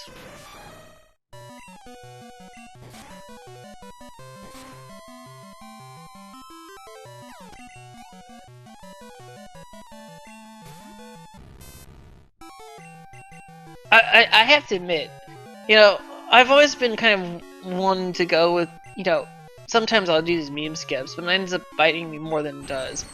But I respect Rag for doing this hard Azalea skip commitment.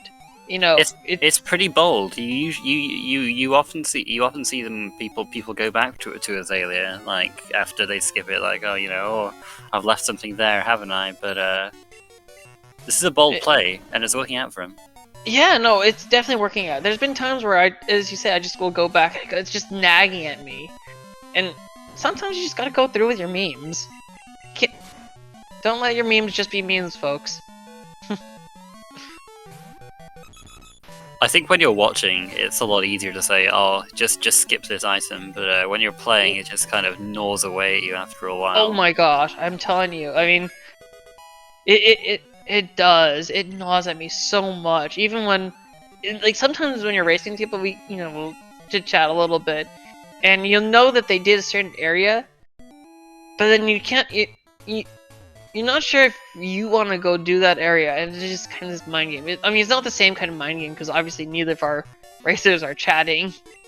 But it is that kind of thing where it's like, oh yeah, for sure they've done this stuff, and I guess that's part of also the tourney prep stuff. And Rag might have just, I mean, done a little bit of tourney prep, or he's kind of watched enough of Vice's races to say, hey, look, I know he goes for this completionist style.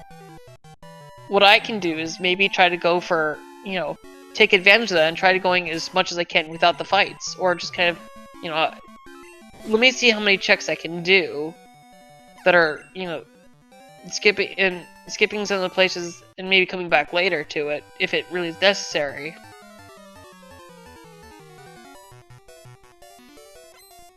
Yeah, because sometimes there's a more efficient play to just complete everything that's around, but sometimes there's a lot of this great, this kind of, maybe not, sorry, I meant spread out checks that you can do that are one-offs or two-offs that, because you have fly so quickly, it just enables it so much more.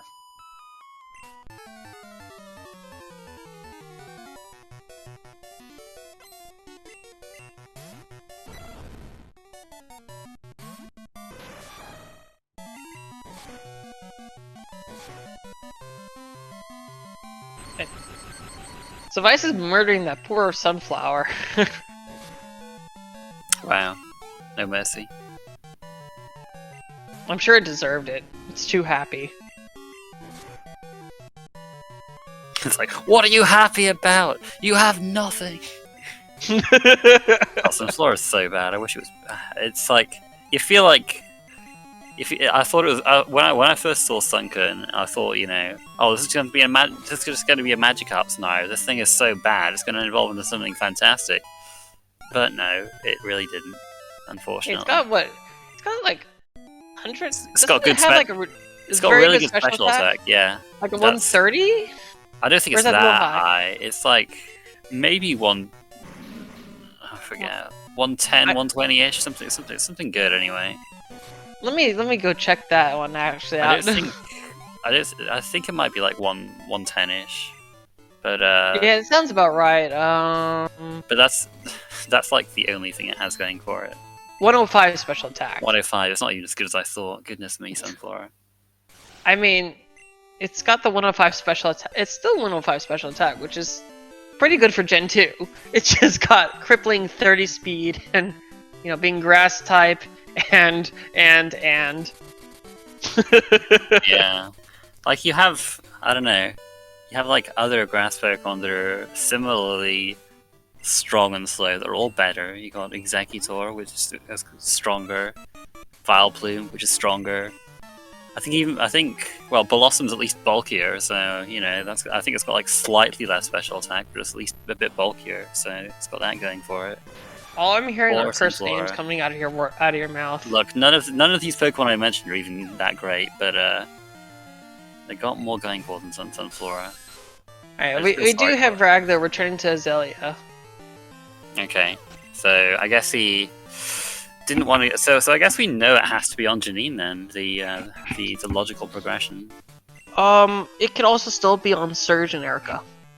Oh, that's right. We do have Cut, so we can be one of those too. I've learned just a little bit, some of these statistics. It just, Surge and Erica end up being a lot more required than I think people realize, and it just, I mean, it's been, I think, like a good 20%, 20-25% of the time that one of those two are needed, and just kind of strange, but I think it's partly because of how you can access them, especially with Surge being able to access with either Surf or Cut.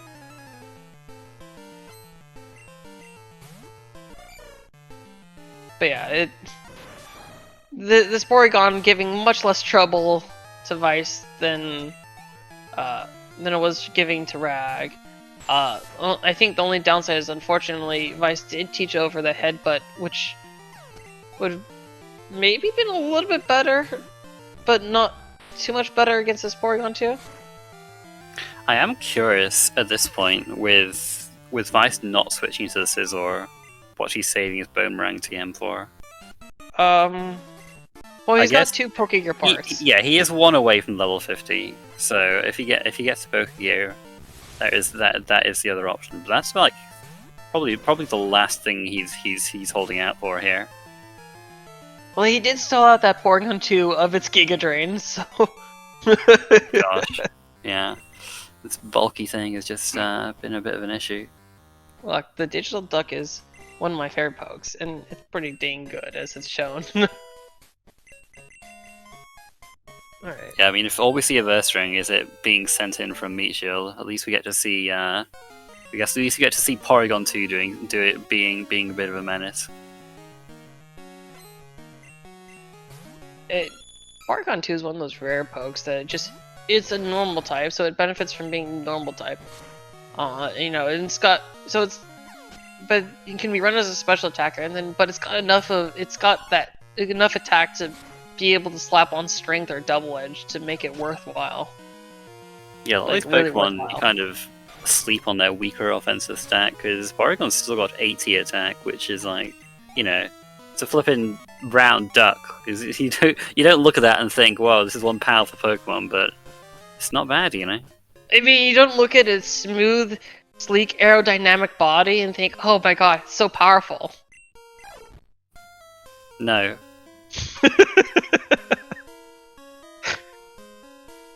Also, that's Slugma showing its moveset. Got Flamethrower and the Bide. Mike, can we just modify the Crystal Rob and replace the Pokemon fan club guy with Snowbear talking about the sleek aerodynamic form of Porygon 2?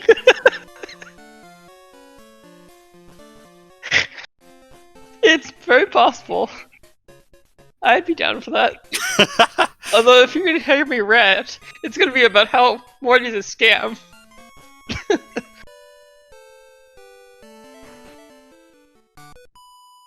No, I think it would be glorious if we changed that dialogue to be some random, it's to be rotating between several different long stories. Look, we have so many people in the community who love to run their buddies, so it could be a nice showcase for everybody's favorite Pokemon. Yeah, that would be good too.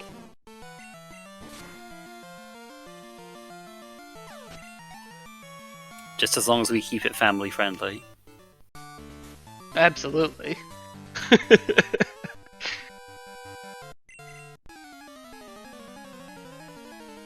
You know, we had such a promising start. And then... Ooh, that's Plain Badge on Janine. Ooh, there we go. So that's the 7th badge, and we can use Strength. And then that also puts that Flash and Logic for Vice eventually, too.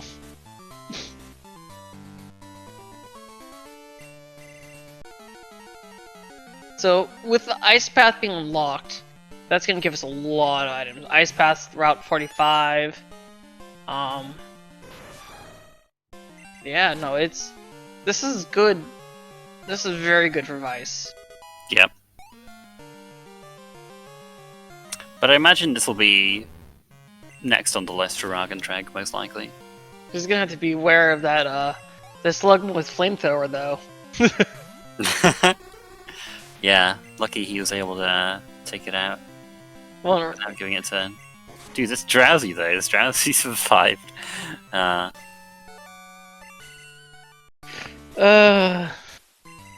do like this Plain Badge check. It's so easy to forget about.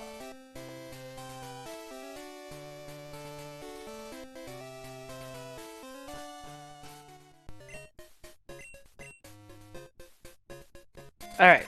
Bragg is going to Janine next. He said, I worked my butt hard to get this fly point. I'm gonna darn well use it. Yeah.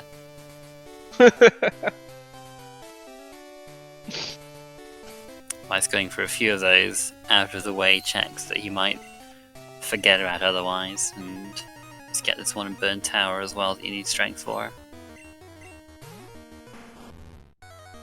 Alright, Slugma. Alright, Slugma. Show off that flamethrower. Not even gonna get a chance. Ah, unfortunate. It's okay. It was just saving its power for the next fight. We're gonna see Red's lead be a. Ooh! Well, it can't be a Oh Slugma my cannon, goodness gracious! So, the AI knows to send in the Pokemon that has a super effective move against you after the initial lead. I didn't expect. I didn't honestly expect that to be the Zatsu with the flamethrower. we have a roasty toasty Scizor. It is doing the job though, but it is a little bit smoldering at the moment.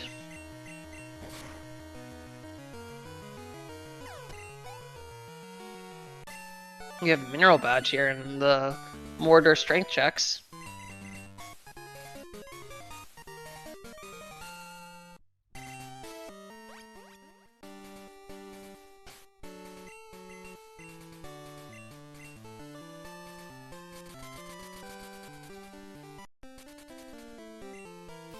Yep, so now we're gonna see those checks to the east of Mahogany. There's a lot of things to find now. Yep.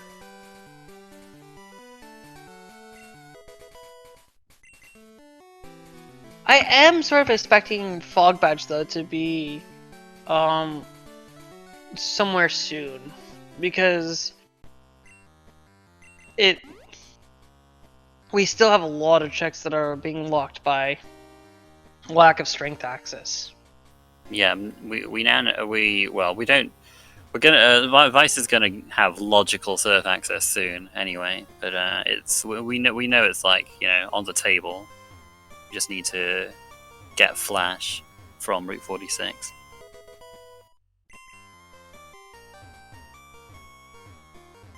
Surf was in Rock Tunnel for those who weren't here. Yeah.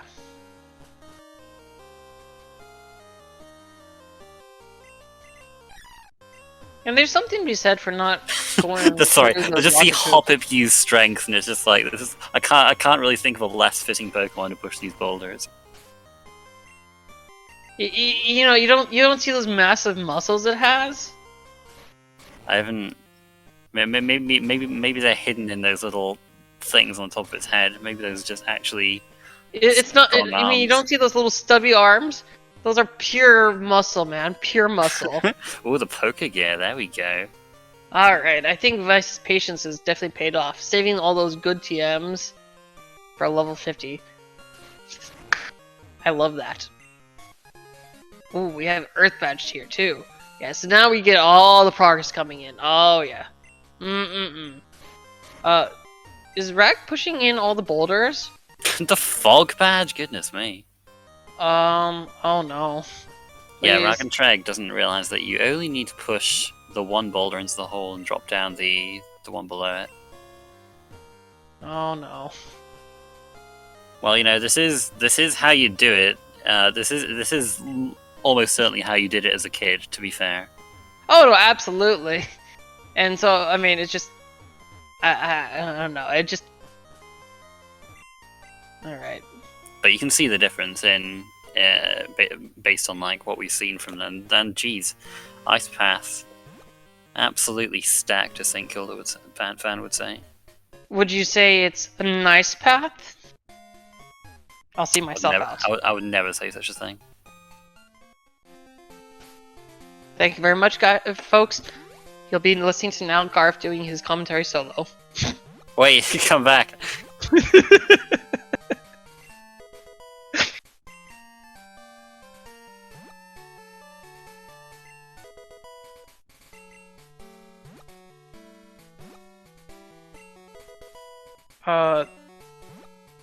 Oops, did I miss? Oh no, I did get by Rag getting Fog Badge. Alright, so. Yep. And here's Flash for Vice. Alright, so. There's a lot more paths that opened up for Vice, but even more has opened up for Rag. now he knows his surf is in logic. But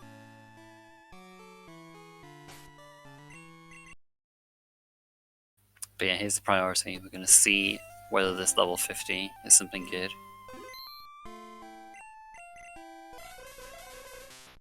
It's not. It's not. Abandon ship. Get out of here. Oh lord, Hypno is not a good Pokemon. I mean, okay. Listen to. Alright, what's his special attack? Bad.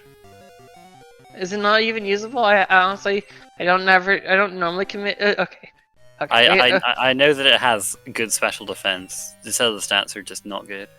Yeah, I just know its special defense is off the charts. Because it just doesn't die. Every time I find it, it just takes like 2 to 3 shots. Okay, so we have a digging bear. We do have a waterfall present in West Kanto here for us. Meanwhile, Rag doing these dark cave checks that he's able to do by waiting patiently for this trainer. It is very, very much frames specific to go through him, and I have tried to do it more than once and just hit him. It is just much better just to wait. We have the soul badge here. Okay. So, and the marsh badge. Oh my goodness. We're filling this tracker up pretty quickly now. All kinds of items are falling into our lap. Okay, nap time is over. Real time. This is the real gameplay now. I am interested to see what Vice is gonna do for main switch, because this Nidoking is very underleveled right now still.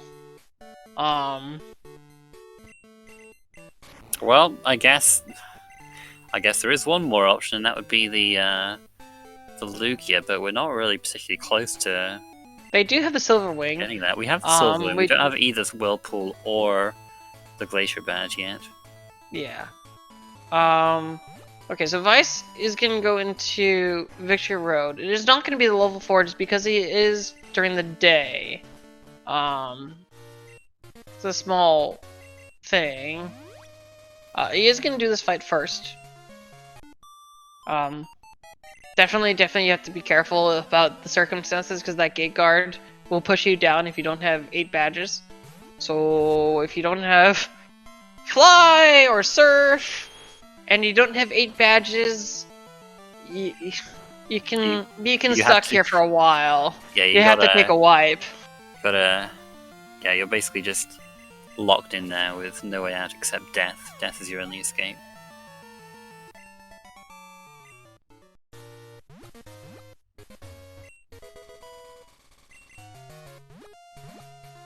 So we're gonna get Waterfall. Oh no, he's gonna check. Did he not check the house there? Not yet. Oh, getting that. Ah, I see. That's interesting movement. Getting the fly point for Well, it made it fancy this for a main switch. Wow. Okay. It's significant. Well, I mean, okay, you've got the TMs to make it work. You got the TMs to make it work. Look, it's one level higher than our Nidoking. It is a Mewtwo. I don't Just think imagine if he were at night. That would have been a level 40. Dang. Those moves are trash, but we do have Boomerang. We do have Flamethrower. We have a Build-A-Main. We have a Build-A-Main. That's right. This is the other thing I love about Item Randos, is that you get all the TMs to build your main. There's just so much easier to find things to do.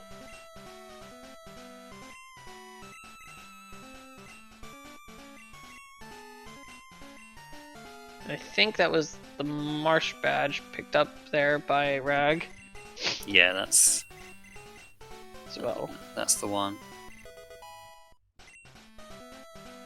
So he's still missing the Mineral badge, which was in Strength Locked Mortar.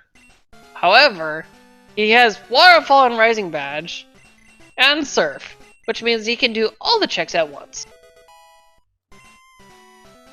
Oh, we even have Spore. Ooh, Now that's an underrated move. That's Some a good people are panic move. very big advocates for that move, and honestly, it's very nice to have.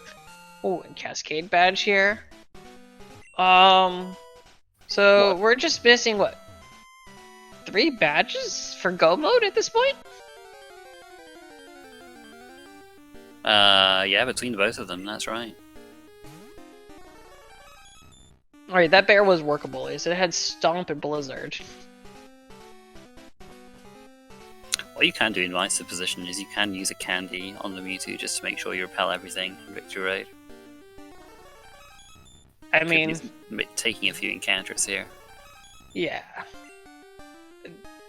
It does. See, So here's my pet peeve: is I just don't like the Shadow Ball move. It has good damage. It just doesn't have. It's just. It's limited in use to me compared to some of the other moves. Well, I suppose so, because there are only 5 ghost. There's only 4 ghost types in the game, and then it just hits Psychic type as well.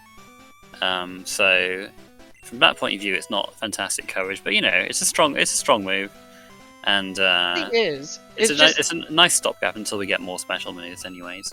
I mean, we have. Oh, he doesn't have Surf. Yes, he does have Flamethrower. We do have the Aurora Beam, so I mean, I think those are solid coverage moves. Yeah, but it's totally respectable to do that. It's just a personal preference for me. It's just because you can't hit normal types for the Shadow Ball, and that's like the purpose of a normal for that physical type coverage. And from my opinion, when you're running a special poke, you have something to cover those pesky normal types like Blissies, Snorlaxes, that in Shadow Ball just doesn't fulfill that niche. Yeah, I can see that. Does at least hit those water psychics that you can't really hit if you just have. Yeah, that is one good upside for it, though. Absolutely. So, this is definitely good stuff. Vice is going to do these checks now that it's in logic for him.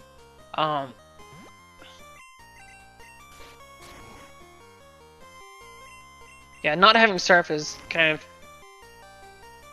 limiting in checks wise.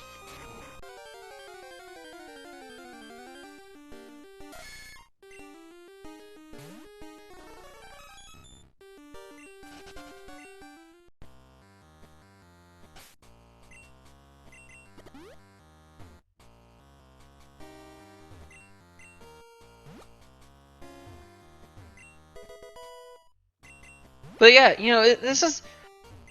It's been really interesting watching our runners take completely different routes, And I think that's also one of the underrated things about Item Rando is that you have totally different routes to go. There's no. Even if you're funneled into the same places, they start spreading out immediately afterwards.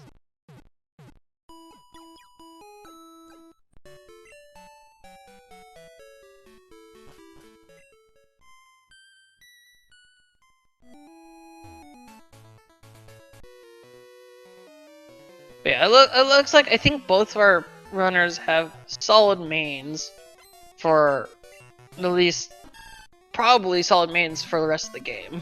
Let's be honest. We're gonna get enough for candies, and there's gonna be enough fights probably for Vice's Mewtwo to get enough levels to be solid. Mewtwo itself is actually one of the being the strongest Pokemon. I actually feel somewhat comfortable using it, even like below level 50 against Red. It's just that strong. Yeah, you could make it work. Like, it doesn't have any hugely nasty weaknesses, and even if it does, we do have Spores, so we can use that if we need help setting up. And we got okay. So Vice has got his Surf. He is gonna be able to do the machine. Was that the machine part? No, I'm misremembering. Just gonna be able to at least check the power plant though, in one go.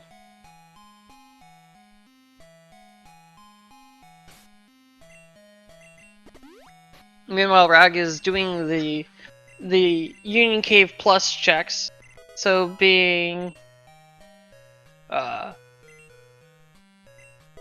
being Slowpoke Well, Union Cave, and the Waterstone Chamber, and Flash Chamber. It's not unreasonable to think with, with us only having 3 badges we haven't seen yet, that we might not need to do too many more fights, and that would be kind of bad for Vice, because he would like some more levels on his Mewtwo. So, I'm sure he'll be hoping that there might be a few items left on some of the Kanto gym leaders. Yeah. I mean, so, okay. Worst case, worst scenario, you just use a Mount Silvermane. Yes, you can do that. I mean, I've had those races. I've even had races where I've had to force something like a Quillfish through. During the day, I believe it's level 51 is the highest in the final room of Mount Silver. Yeah, unfortunately, there's that level 20 slot for Larvitars that isn't there when you're at night. At night, it's something else. And oh, we got basement key. I don't think we're gonna do that quite yet. Oh, that's right. You can. Rag can even do the Ho chamber checks here too. Forgot about that. Being able to do all 3 checks at once is so nice.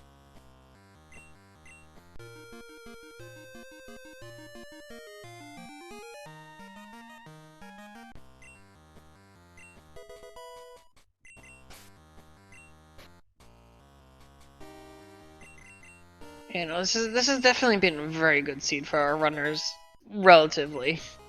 I mean, this is still very speedy possibility. I mean, 4 badges could be almost anywhere. And put in the chat, sub 2. You never know.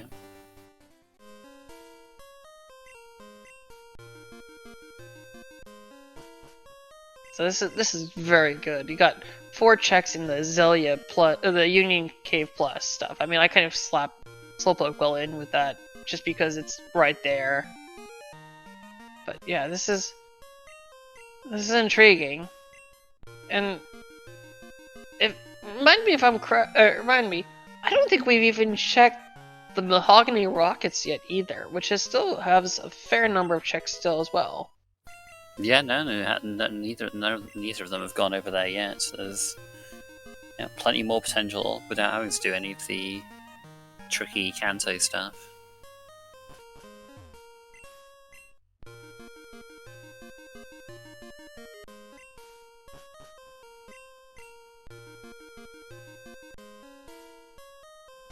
Full restore is always nice to see. We got the machine part here. Alright, alright. More fetch quests as we're completing this tracker.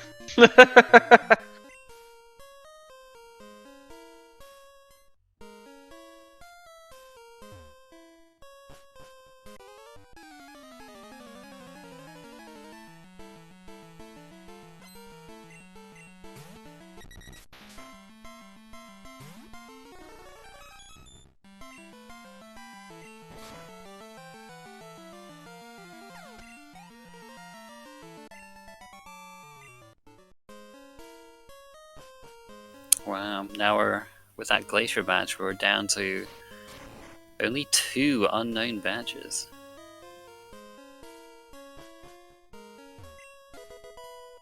Oh, Glacier Bat was in the Flash Chamber? Ooh. That's right.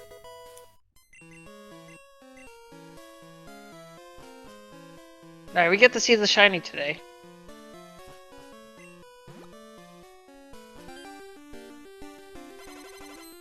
You doing in the water there, Entei? Look. You're not supposed to be on water routes. What are you doing? What are you doing? You can't stop me. Although I suppose that having the being the red Gyarados, it's a little bit less red than normal, but actually I don't think I've really seen shiny Entei, honestly. Didn't remember its colors being so washed out like that.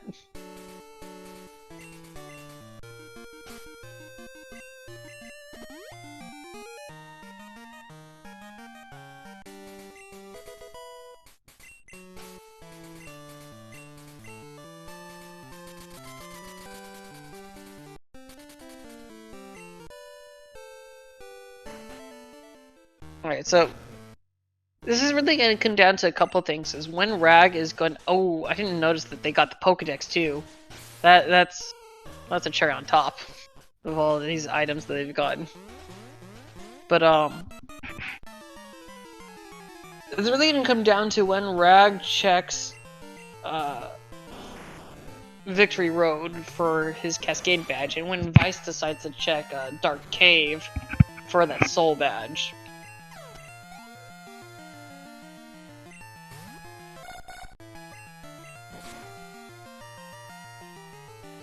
Yeah, neither of those checks are you know, one of those ones that you're gonna put off forever, because like, you know, some checks you just really don't want to do if you can avoid them, but those ones are pretty decent, so I can't imagine that's gonna be a big problem for either of them. I don't think so. I am kind of wondering if they're in the back of their mind hoping, you know, I'd really like a new main. I'm sure Vice maybe is feeling that a lot more than Rag. But, you know, I don't think we've picked up all that many rare candies. We've got, what, a couple of rare candies left? But, yeah, I don't know, I haven't been keeping track, to be honest. This is still relatively lowish levels. In terms of mains. So, I mean, while I do say Extreme Full Item, just main switch to Mount Silver check. It's it's a little bit more difficult. I think Raagentreg will be fine. We'll get a few levels out of this sequence, and if he does have to beat Red straight afterwards, he can just slap some candies on, he should be alright. Unless it has a fire move, but I guess that's when you bust out the Mount Silver main switches.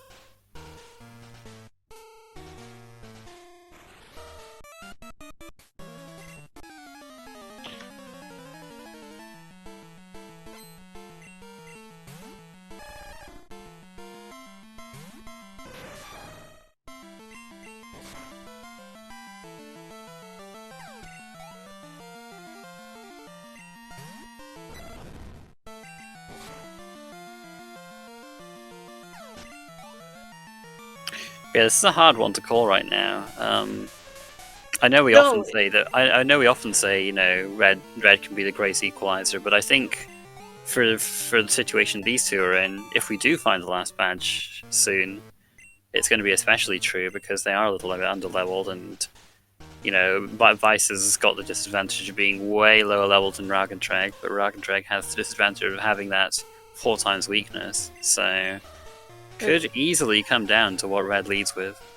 I mean, I'm not especially sold on that moveset either for on Rag's side. Like, Body Slam is good, Steel Wing is workable, but its coverage is very much missing, and he's relying on Bubble Beam a lot of the time. Yeah, I just gotta hope we actually find that Boomerang TM at some point.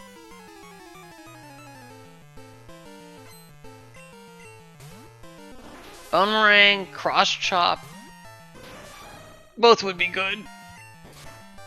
Aero Blast, still. I mean, there's lots of TMs that we could be asking for.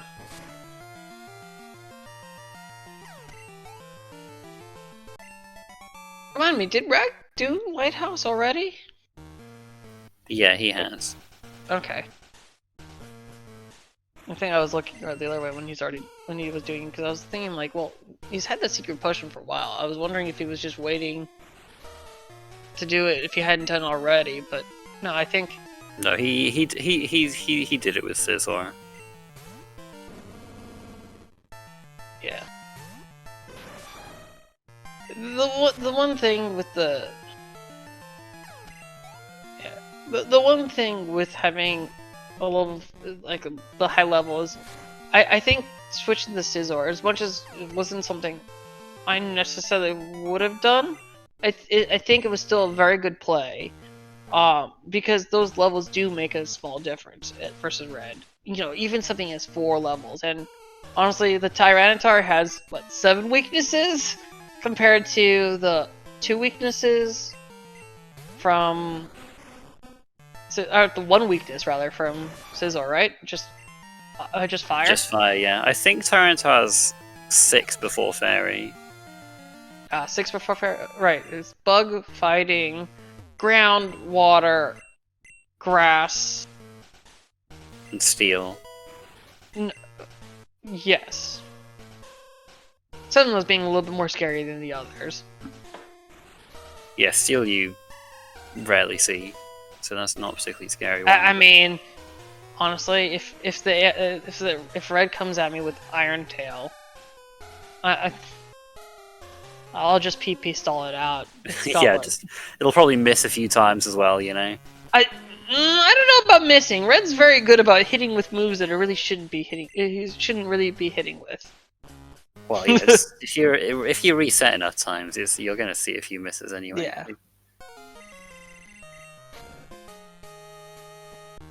I like how it's said in chat. T-Tar has many things. A good defensive type is not one of them.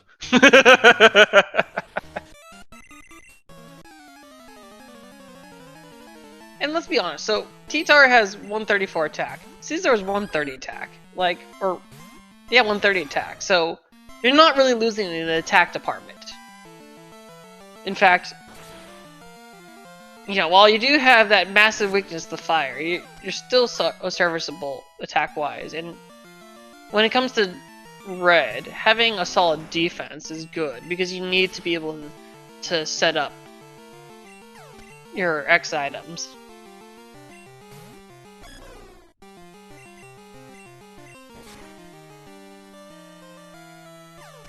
Does Raagentreg have the Shadow Ball TM? Because Vice taught it to Mewtwo, and I think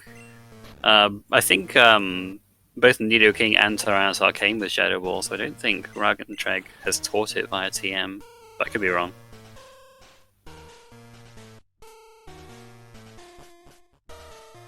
Just curious, because that would be pretty good on the Scizor if he wants to do that. I was just thinking about it when he was attacking the Misdreavus. Possible. I mean, I'm not gonna. I honestly don't know. Yeah, it's hard to keep track of TMs. I don't really know. I mean, Shadow Ball is more viable if you have a fighting move, but I don't know if he has a fighting move to really give it that normal type coverage. I mean, I suppose if you need normal type coverage, you have Body Slam, so yeah, fair enough. Got your Steel Wing, which is your strongest move, so that's fine. That's taken care of.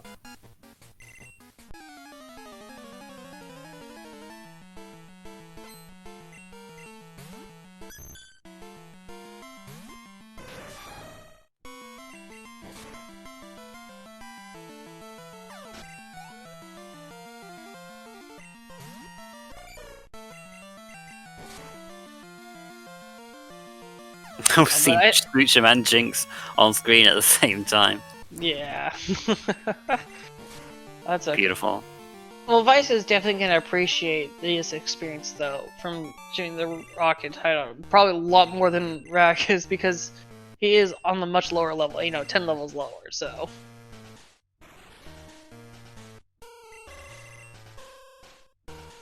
But as far as items have gone, this place has been pretty empty so far. Nothing important here yet, but there's we do have 4 more items to get here. One from this guy, 2 from Price, and one from the gatehouse on Route 43. Frag won't be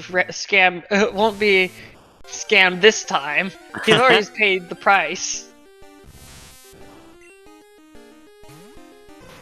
I do appreciate at least we did see that one time. It's just something a lot of people aren't aware about or don't even think about. Yeah, it's cool. I love little things like that. They just liven up the world a bit. I am just happy that at least.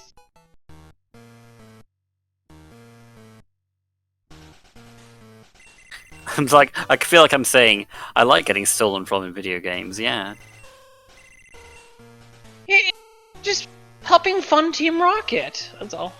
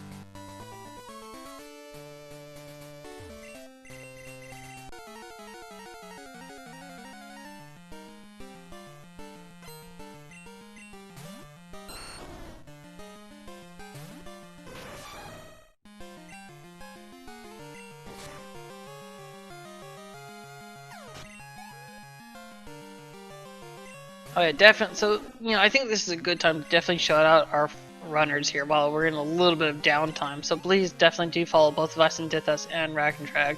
They're doing really good, and definitely should give a good follow to my good old pal and co-commentator and person who loves to needle me, Garth.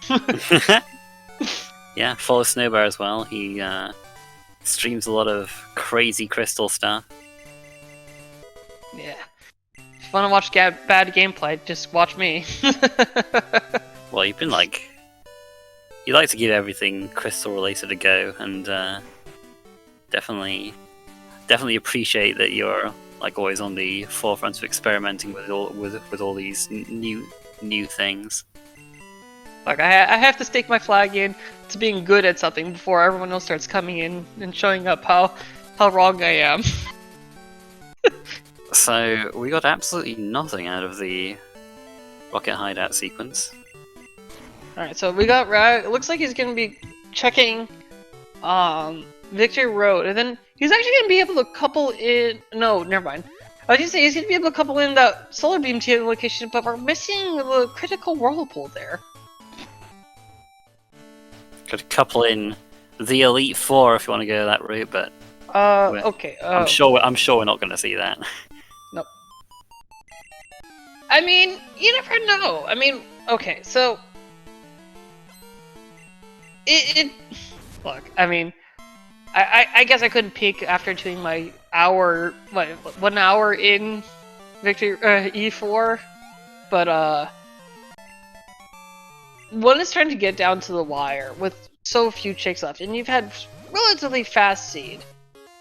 I know a lot of runners will sometimes just go for the E4 play when you're still getting down to those few checks that are just icky, and because like surely my opponent's done these checks already, right? And you kind of get in this mind game where, well, I'm sure my opponent's done these checks. So let me get out ahead of them and do something that they might not have done that will hopefully pull off.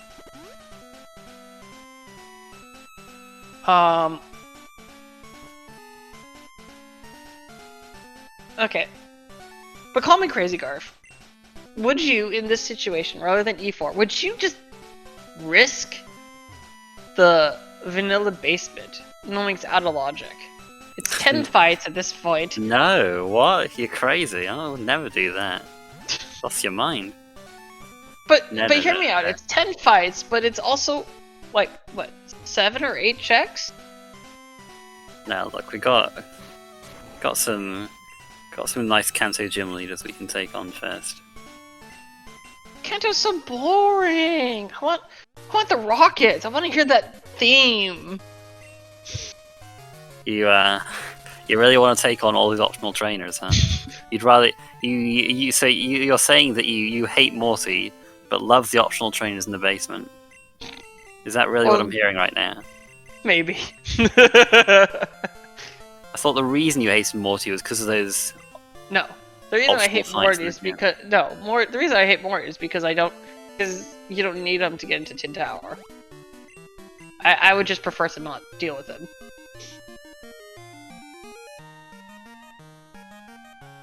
Garth wanted an evil seed. I'm just going along with it.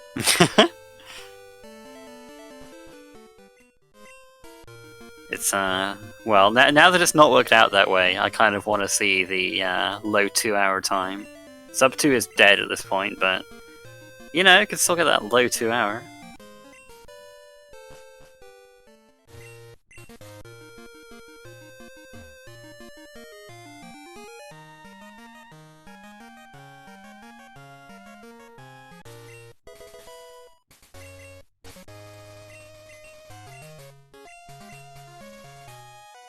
Well, yeah, there's a question in chat about what exactly full item randomizer means, and yeah, it basically is just every item on the ground and that's given to you by NPCs, apart from the time-sensitive NPCs, like the one at Celadon who only gives you the item at night, or the person in the Golden Rod department store who only gives you the TM on Sundays or the day of the week siblings. None of those are in the item pool, but not for this setting, right? No. Not for this setting. Yes, there's other settings that go a little bit more crazy with that, but yeah, basically all of the items that are on the ground and given to you by people that aren't the only hidden item that we have that's included in this setting is the machine part, which is just that's just given. It's the item in Misty Gym.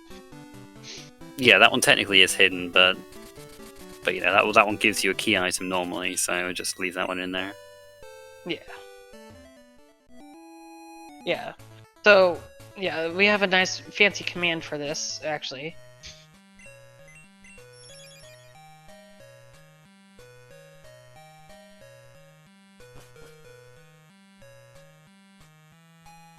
So, Mahogany Rockets were total busts. Yep. Like, completely. Mm-hmm. I mean... Well, we had so much progress, and then it's all just vanished. Okay, we got a piece of candy.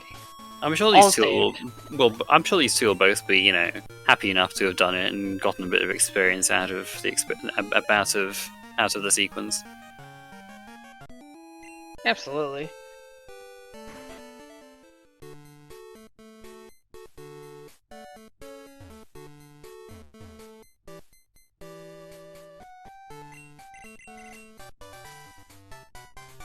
So we're really just waiting on those last few checks, and it looks like Vice is getting to pick up his soul badge now. Now that dark places have been in logic for him, and he has flash at his surf axis as well. Rag able to do the machine part checks all in one go. Very good.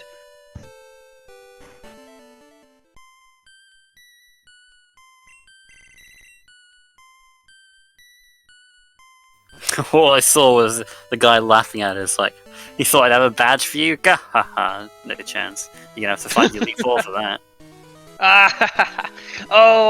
You know, it's times like this I sort of wish we hadn't patched some of those bugs, or like, you know, Claire giving her TM item early, or, you know, being able to access the Rainbow Wing guy's item early.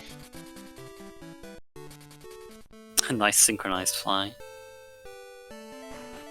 It's the small things in life that matter. We don't have synchronized swimming competitions here, but we do have synchronized flying competitions.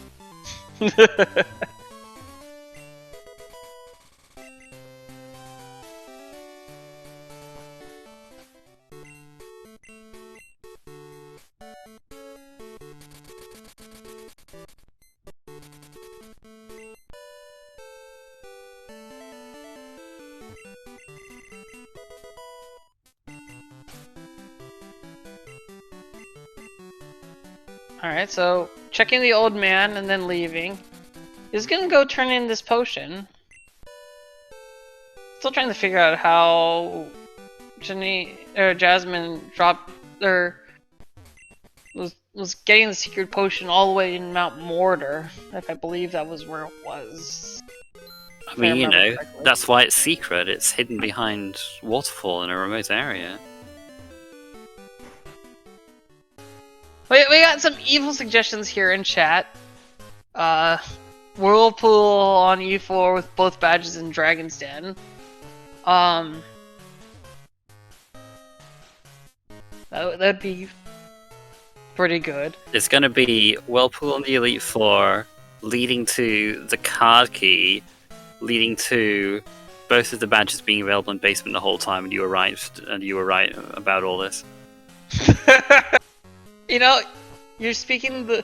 I was gonna suggest that, but you got to it before me. Look. Sometimes you have to go big or go home. We do have both of them going to do this check, though, simultaneously, which is really interesting. So, okay, so, hear me out. We can add a little bit more complexity to this. We got... How about we got red scale on E4 into Whirlpool, into card key being the solar beam check, now that they've isolated that, into both badges being in the base page. I thought you could only get the solar beam check after Oh, yeah. clearing the right hand side.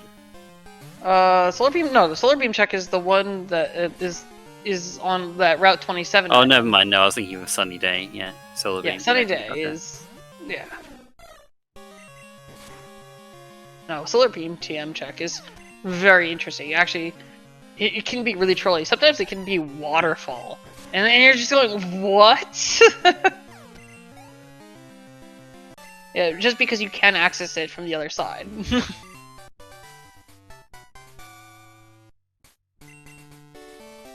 And so this was a whole lot of nothing. Raagentreg gonna make his way to Cyanwood, looks like. Oh, that's right, neither of our players have even gone this way! Oh my gosh. I totally forgot about that. We just didn't have the opportunity or really, you know, the motivation to go all the way there.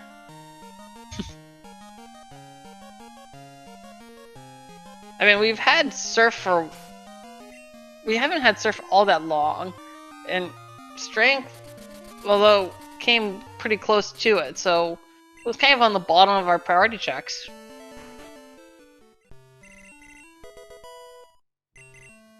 That's an appropriate item for the guy to give. Like, is it dead? Here you go. This'll perk it right up.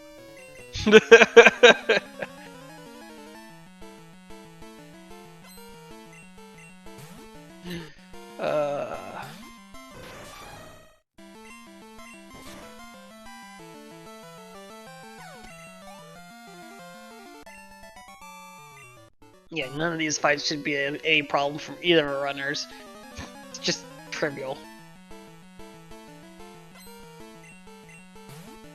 Of course, that 10 level gap in the levels. Okay, it's 9 now.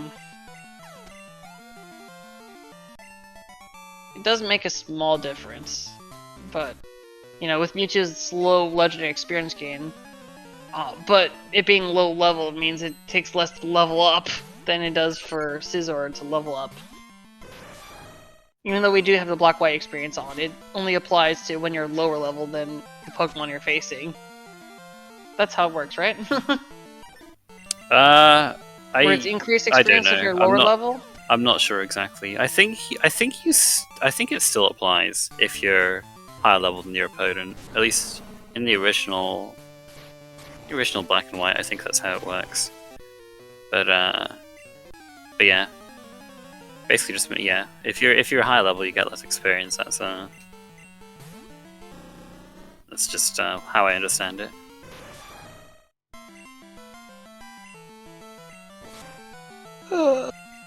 We do have both of our runners, as pointed out by chat, synchronized, doing these simultaneously.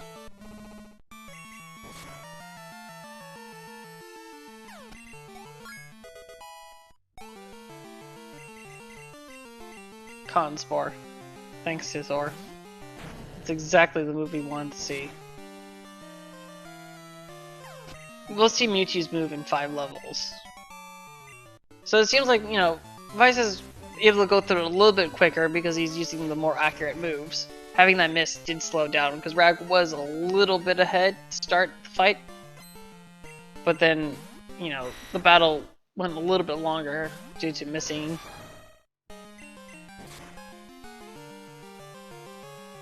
He did have to try to learn that move as well. Oh, that's another thing as well.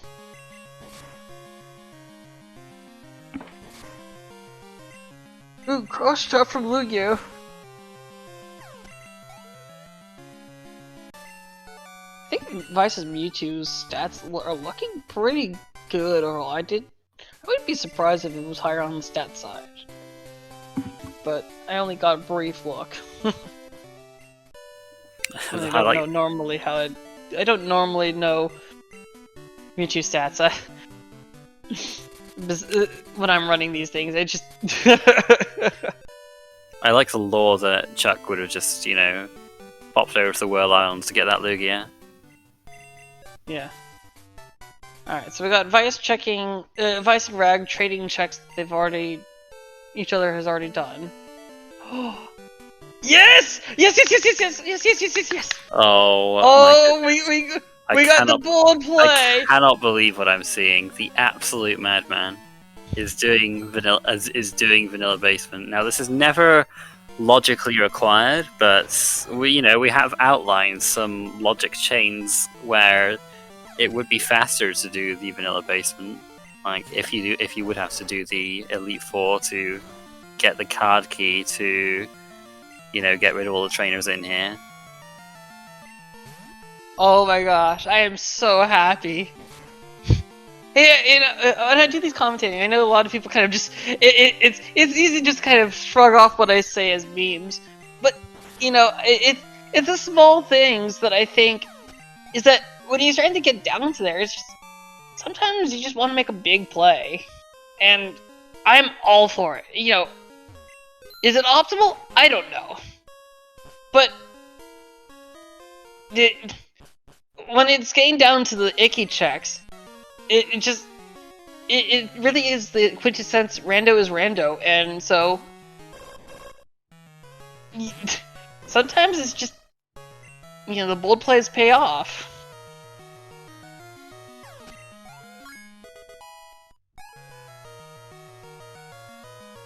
Vice, meanwhile, going the more traditional route of facing off against some of the Kanto gym leaders, get a few items that way. This terrifying jump off with Barrage. Oh no!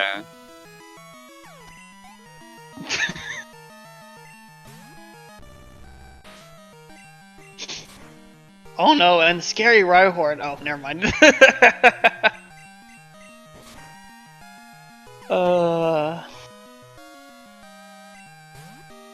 Man, I've seen the sentence "Sizzle used Bubble Beam" way too many times for my liking this race.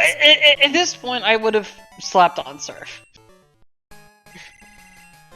I'm not sure when he last checked his TMs, to be honest. Like, if he hasn't checked them for a while, I would like to see him check them soon so I don't have to see Sizzle use Bubble Beam for much longer. I mean... There you go, Garf. Oh, there we go. Primate likes it too. There we go. Literally monkey see, monkey do. God.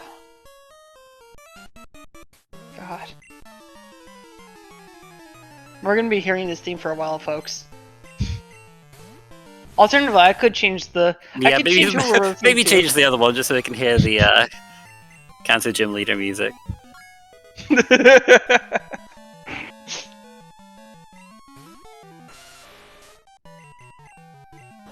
We got the unknown N saying there's no way you're actually doing this, right? The please consider turning around bulky Pokemon, but that makes no difference when you're 20 plus levels ahead.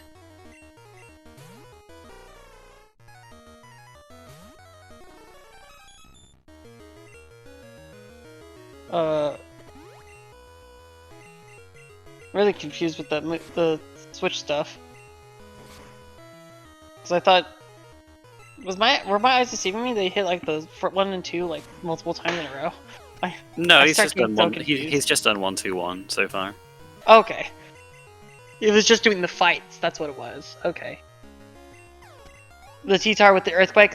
You could have run me more. Not a chance.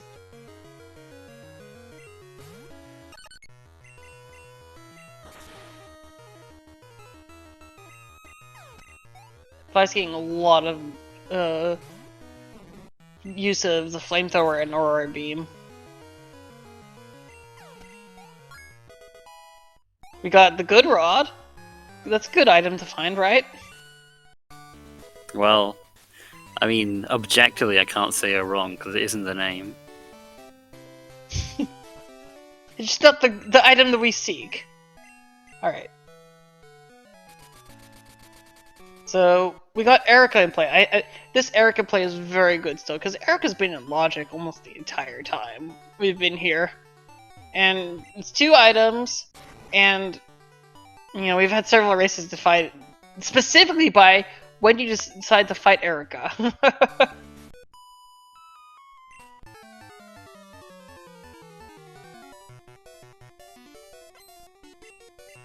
But it's kind of weird because it's been such a even though they had such dry spells, it's only 2 hours and 15 minutes in. It's not like this has been a total slog. It just feels like it's been a slog, which is so mind-boggling to me, right? Because this is overall still a fast seed. Well, like you say, it just has some lulls in some places when we just don't have any items that we're looking for, and we're not looking for very much now. So there's not. I mean, the 2 badges can be anywhere. Yeah, it's likely that we see a lot of rubbish before coming across what we are looking for.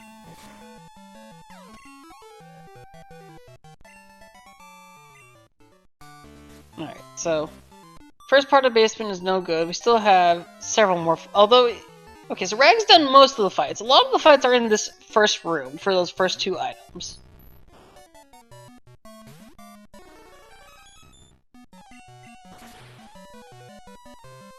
Shadow Ball coming in handy against this Haunter. Next sure it goes down. And it's a good thing, I guess, Rags isn't fighting those Porygons because they were giving his T-Tar so much trouble. Blissey. Good experience. No good moves for it. Yeah, this is what you were saying. Shadow Ball useless against this thing, so you just got to chip it away with your special moves. At least it confuses them with Outrage. I was gonna say it's not that bad, and then it started using Protect. Okay, mate. It's got the one. Aha! Got you. You see, but then again, I'm also one of those people who will take the high jump kick. Gamble against Blissey. Oh, it's not the good move to use against it. It's the assert dominance move. The I'm not gonna miss. Look, I think people are too scared of high jump kick missing in this gen. It's only 1/8 of the damage you would have done. It's nowhere near as scary as using high jump kick in later gens is. Alright, so hear me out. This basement check was all the more worthwhile because he just picked up the Bone Meringue TM. Oh, okay. Well, there you go. That's why he did this the whole time. If he checks his TMs, there's still a chance though. We still have 3 items to check. 2 of those could be the badges. Oh, that's horn attack from you two. Ooh, and Clef up. There you go, Trickums. Absolutely destroyed. Okay, well, here's one of the items. Badge here.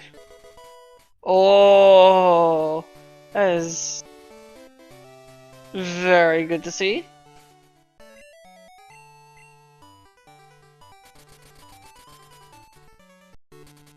I like how in the community we have one clever lover and one clever hater. All things are balanced.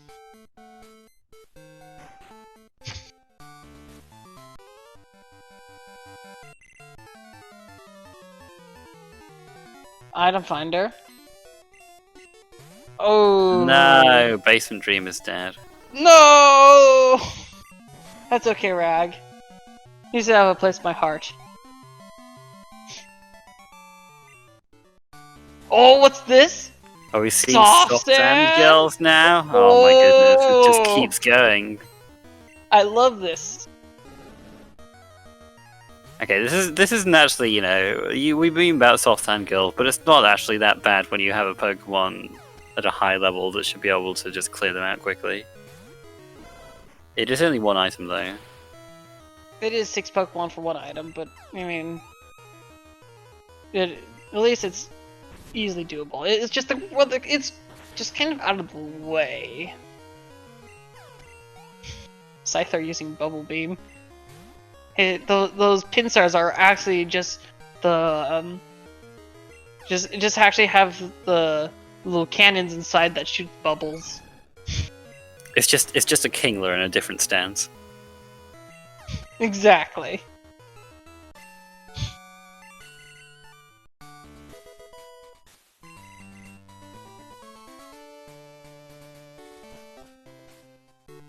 But I caught the Mewtwo in Victory Road. Yeah, it was a level 35 because he's during the day, which is the highest it is during the day. That slot would be a level 40 at night.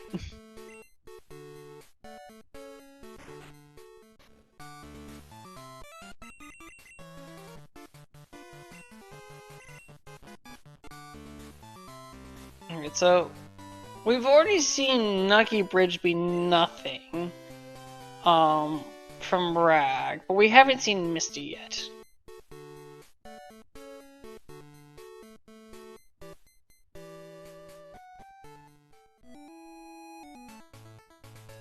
So Rag's done a lot of the more time-consuming checks, front-loaded, which unfortunately have not paid off.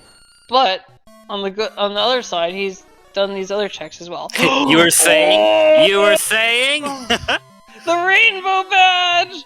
Oh my god! So, oh, this is big. Okay, this is really gonna come down to who does which check first. This is intense. This is where it gets really intense because this is the final countdown here.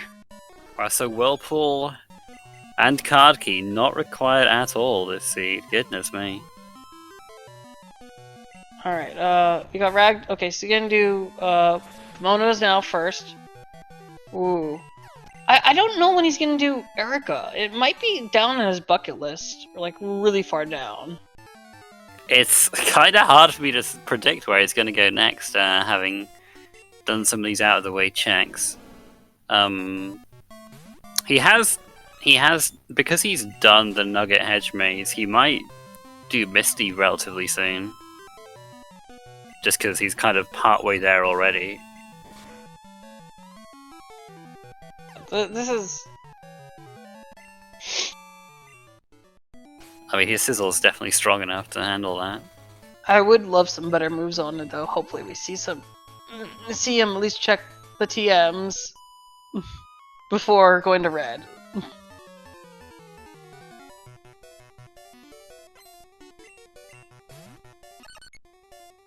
Yeah, but this is really plot thickening. Soft sand girls for that last check. A lot of people just push it down, like way down. Although I don't think I see Vice doing basement early. He's stuck by the logic pretty strictly, and you know he's done pretty well with that. So I don't see that coming into play right now. So I don't think he's gonna be baited by the Bone Meringue TM. I don't think so, but I think he will do every Kanto gym leader, except maybe Blue, before doing Soft Sand Girls. He might be a little low level for Blue, yeah. Yeah, his B2's gotten up there a little bit, but it's still a little weak. I mean, Blue has level 56s and 58s, and it just... Ugh. But you know, I mean, we still got those candies, you could just slap them on if you want to take on Blue. I That's true. wouldn't dislike that play.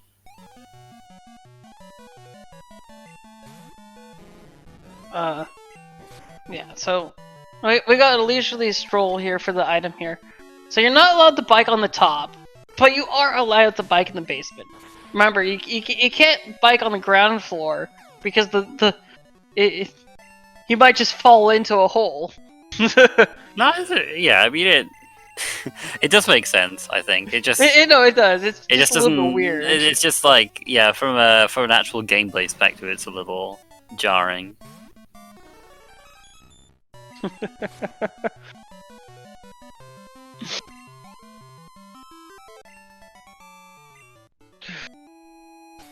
Anyway, here we are in Kanto, so where are we going? Oh. He baited me. He was like, had his thing over Celadon, and I was like, no, I guess not. Oh, wait, alright. We got Surge first. Raagentreg, it's bad for my heart. What are you doing? We got the lost item to check here. Vice ruining dates. What a party what a party crasher.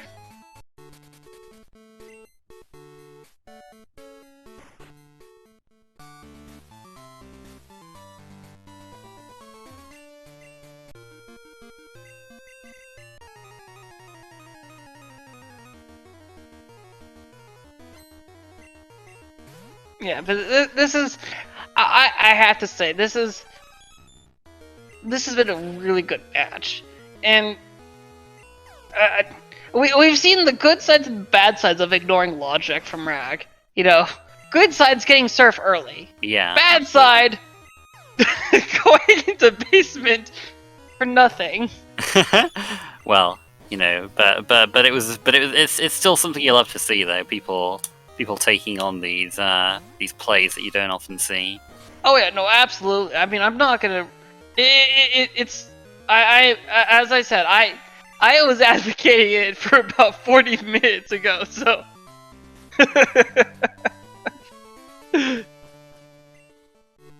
But yeah, no, this is definitely gonna be something. Ugh.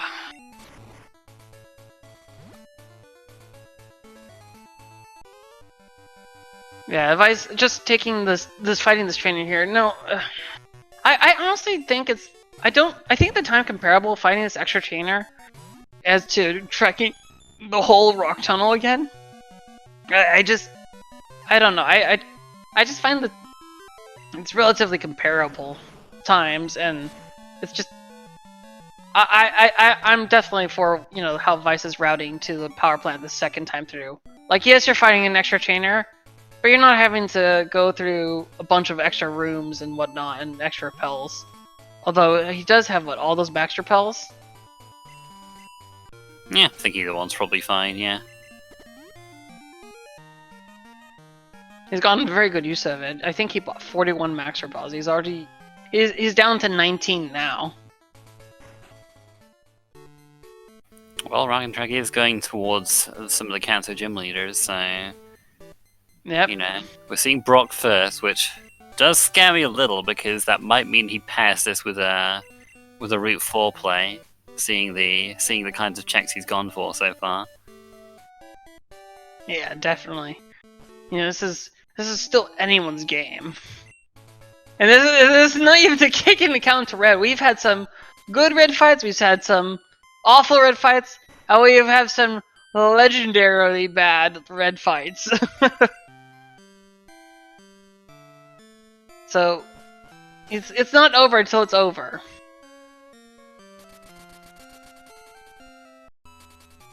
You know, I can't help but think, but every time that Rag has used this bubble beam, it could have been Surf, and maybe been the extra difference to kill sometimes.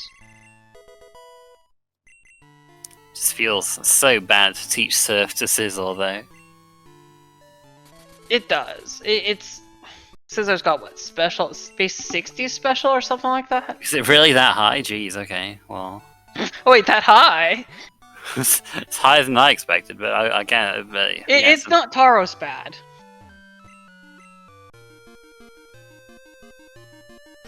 Yeah, no, it's got about 60. I mean, I'm also notorious for just teaching Surf to Taros just to deal with those rock ground types, so.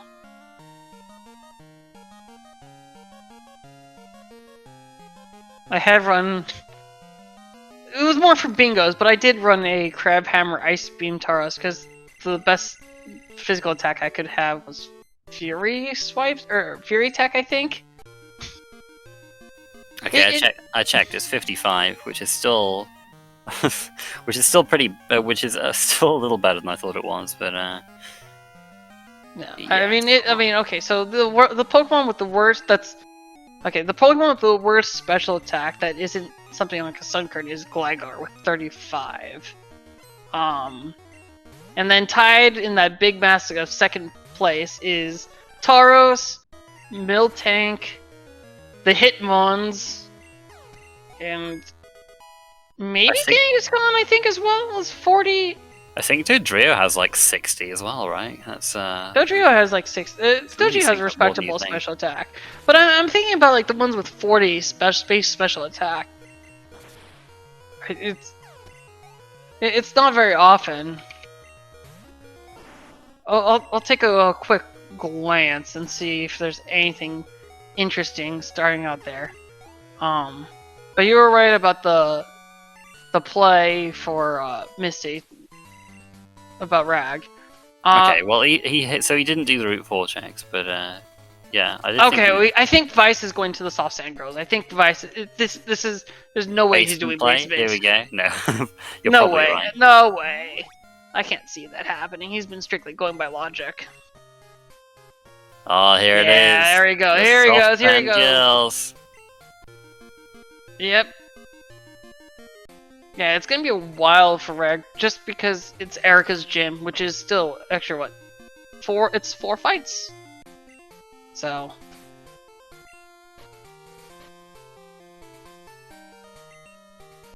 He's double checking his items, making sure that like okay. Let me make sure, but he is making that play. Oh, we have Rag going in. Oh, this is gonna be close. He's going for Erica now too. Okay. All right. And Rag's already done his X item shopping. I don't know if Vice has actually done his X item shopping. So you have to also take that into account as well. Yeah, this could really come down to what Red leads with. Although I'm a little less worried for Vice now that his Mewtwo's gotten the levels it has. Oh yeah, it's got another 12 levels, so yeah, it's not a problem. Yeah, I can't imagine that Red's gonna be that bad for Vice. Sorry, I should really try and commentate just curse this, shouldn't I? Vice will be absolutely fine. No chance he ever faces a problem on Red. I mean, it's a Mewtwo, for goodness sake. No way he's gonna die. There's no way we're gonna see another Haze Blissey. No way! No chance, no chance. No, we've already had one of those.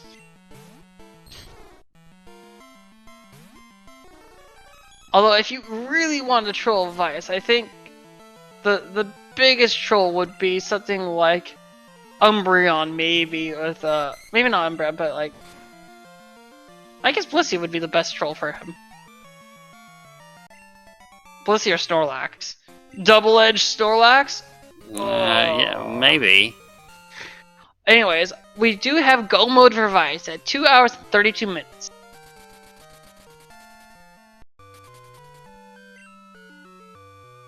And Rag is just a single fight away as well, so this is very good.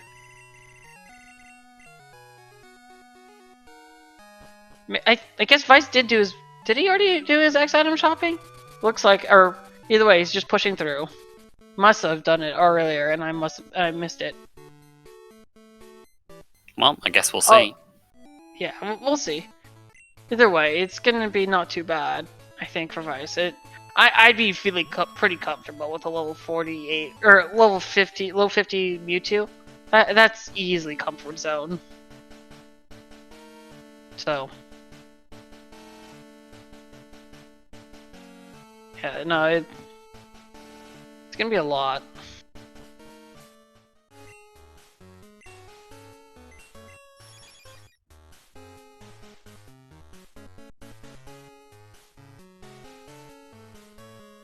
It looks like Rag is getting through Erica.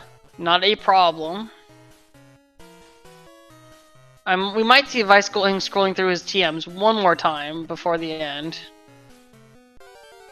And we have Go Mode now for Rag.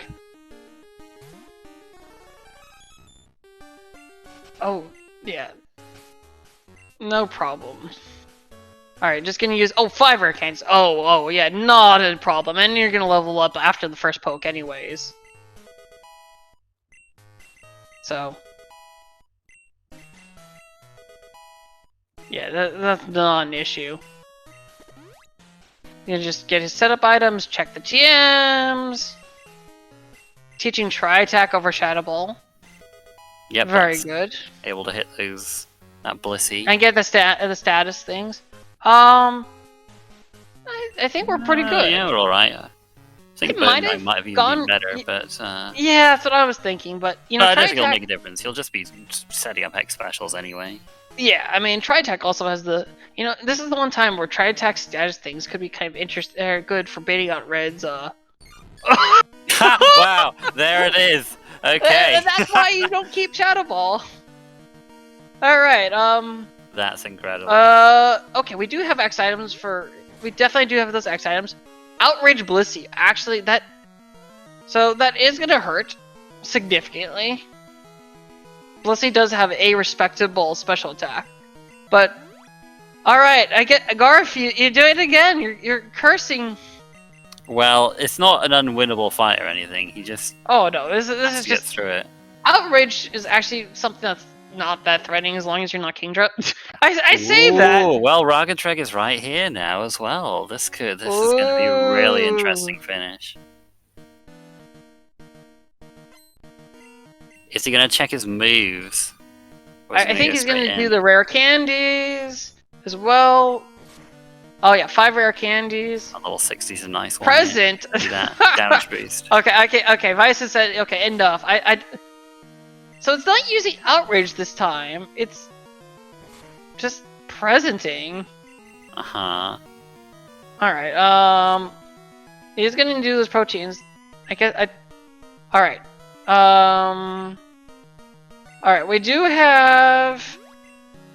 There's Shadow He does Ball. have the Shadow Ball. And Bone Ring he still has. Yeah, there we go.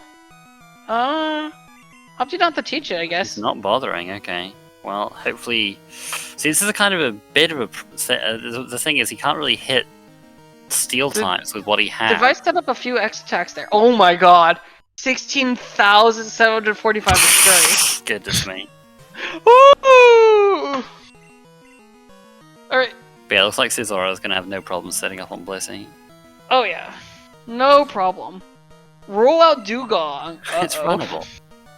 Dugong's always runnable. Yeah? I mean, you've seen it in the tournament. I mean, Monty is a huge fan of running Dugong. Wow, I could really see us going either way, depending on how quickly Raagentreg finishes the setup. And I think he's got more than enough... Oh, present heal? Oh, Tornado missing. Oh, Vice misjudges that, and X defends, but it's not enough, because rollouts damage power doubles every time it's used. Yeah! That could be it. No!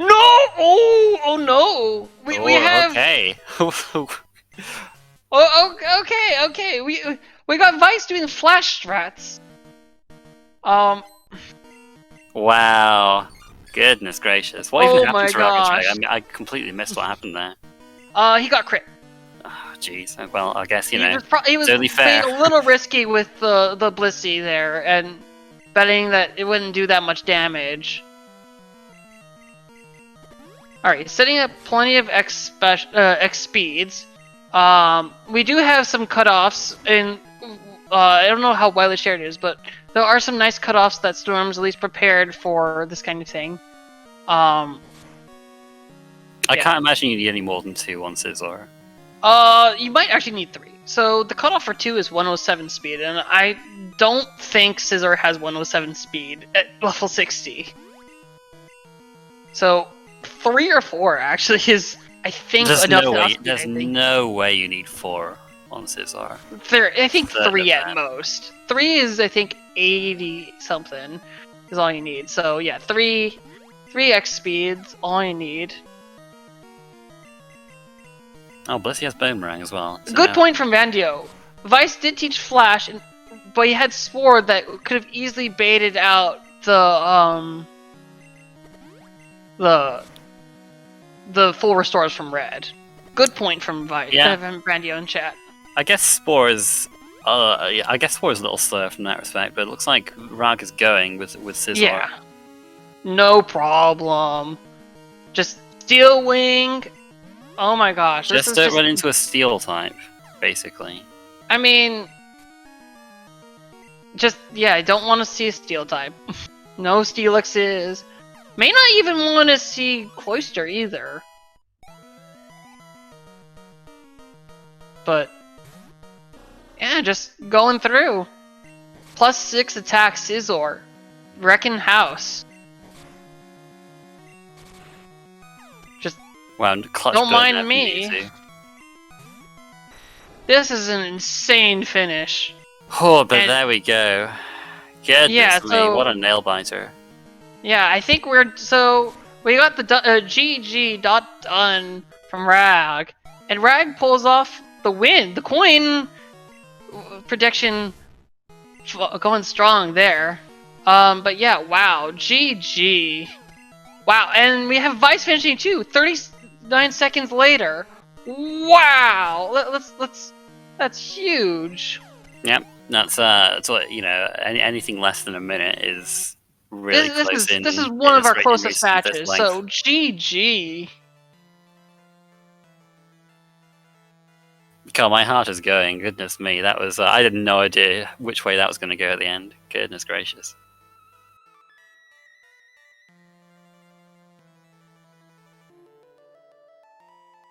Oh my god. Hello? Wow, so GG. Oh my gosh. That's You guys not- had an amazingly close race there. You I- were both at red at the same time. I really had no idea how it was going. I always get nervous when they're nearly 100% seeds, and I was sweeping when I see the done on the other side. I'm like, dang it! Yeah, Yeah, both of you died to red at like about the same time. Started up again at pretty similar times, Yeah. and then Raagentreg just finished his Rag setup had a an bit easier before setup. you. Yeah, you were in a little, like about a minute ahead of Rag, but that Blissey is just doing numbers to you. Yeah, that Whereas was being a Rag- pain. You just kind of got through pretty strongly with that Scizor. So Yeah. Oh, I you guess- ran the Scizor. Okay, Yeah, I went on the considered it. scissor. So I Yeah. guess the first thing is so Rag, you did vanilla basement, and I like that call play. But what was going into your mind there, where you're just kind of thinking, there's no Cringing? way my Cringing mostly. I was thinking, oh no, Sunday. Oh no, because I thought of it right at the beginning, like, oh, I chose Sunday by accident. What's the worst that could happen? And then it's just the worst nearly did happen. So I went in there thinking, look, it's the densest place left. I'm just gonna go for it. It was like what 7 or 8 items there, something like that. I was like, you know what, I'm just going for it. Because if something's there, then something's there. Yeah. But yeah, after that, I was just. That's when I thought, oh my god, I must be super behind here. But in the end, it was, I don't know. Yeah, so you did soft sand first, and then because you skipped a bunch of those gym checks, but then Vice, Yeah, I did you all did the gyms. you did the gym checks, and you were following logic pretty well, and so it was kind of going back and forth with the lead, and it was pretty intense either way. It certainly felt tense over here. Yeah, I mean, you both played really well. So Vice, you guys both were kind of had interesting starts, and so you jumped off the Nidoking pretty quickly, Rag. Yeah. Right? Yeah, no, I just as soon as I saw pass, I was like, right, that's it, I'm going. And then whatever I get here, because I can't remember, did I have the Clear Bell and the Rainbow Wing at that point? I think I did. You did. Yeah. So I was thinking, look, that Nidoking is not going to last me. I'm going to grab something on that route and just last it until Tin Tower, and then figure out what I'm doing from there. And see, That was the plan. I stuck with the Nidoking a little longer, but with similar ideas is like, oh, I've got access to Kanto, I've got Clear Bell, Rainbow Wing, I can get stuff there, but then I just wasn't really happy with any of the stuff I saw. Like, I thought about running the Scizor, but I didn't really have any moves. And Yeah, then, I mean, yeah. And then when I got West Kanto access, I did Victory Road, and I think I was only level 34, 35. I couldn't fully repel there. And I randomly got a Mewtwo in Victory Road and ran Mewtwo the rest of the game. Seriously? Oh, wow. Yeah. So, Rag, I did want to ask a little bit about switching from that T-Tar to the Scizor, because the T-Tar had, I think, the better overall moveset, but I think were you valuing the levels a little bit more?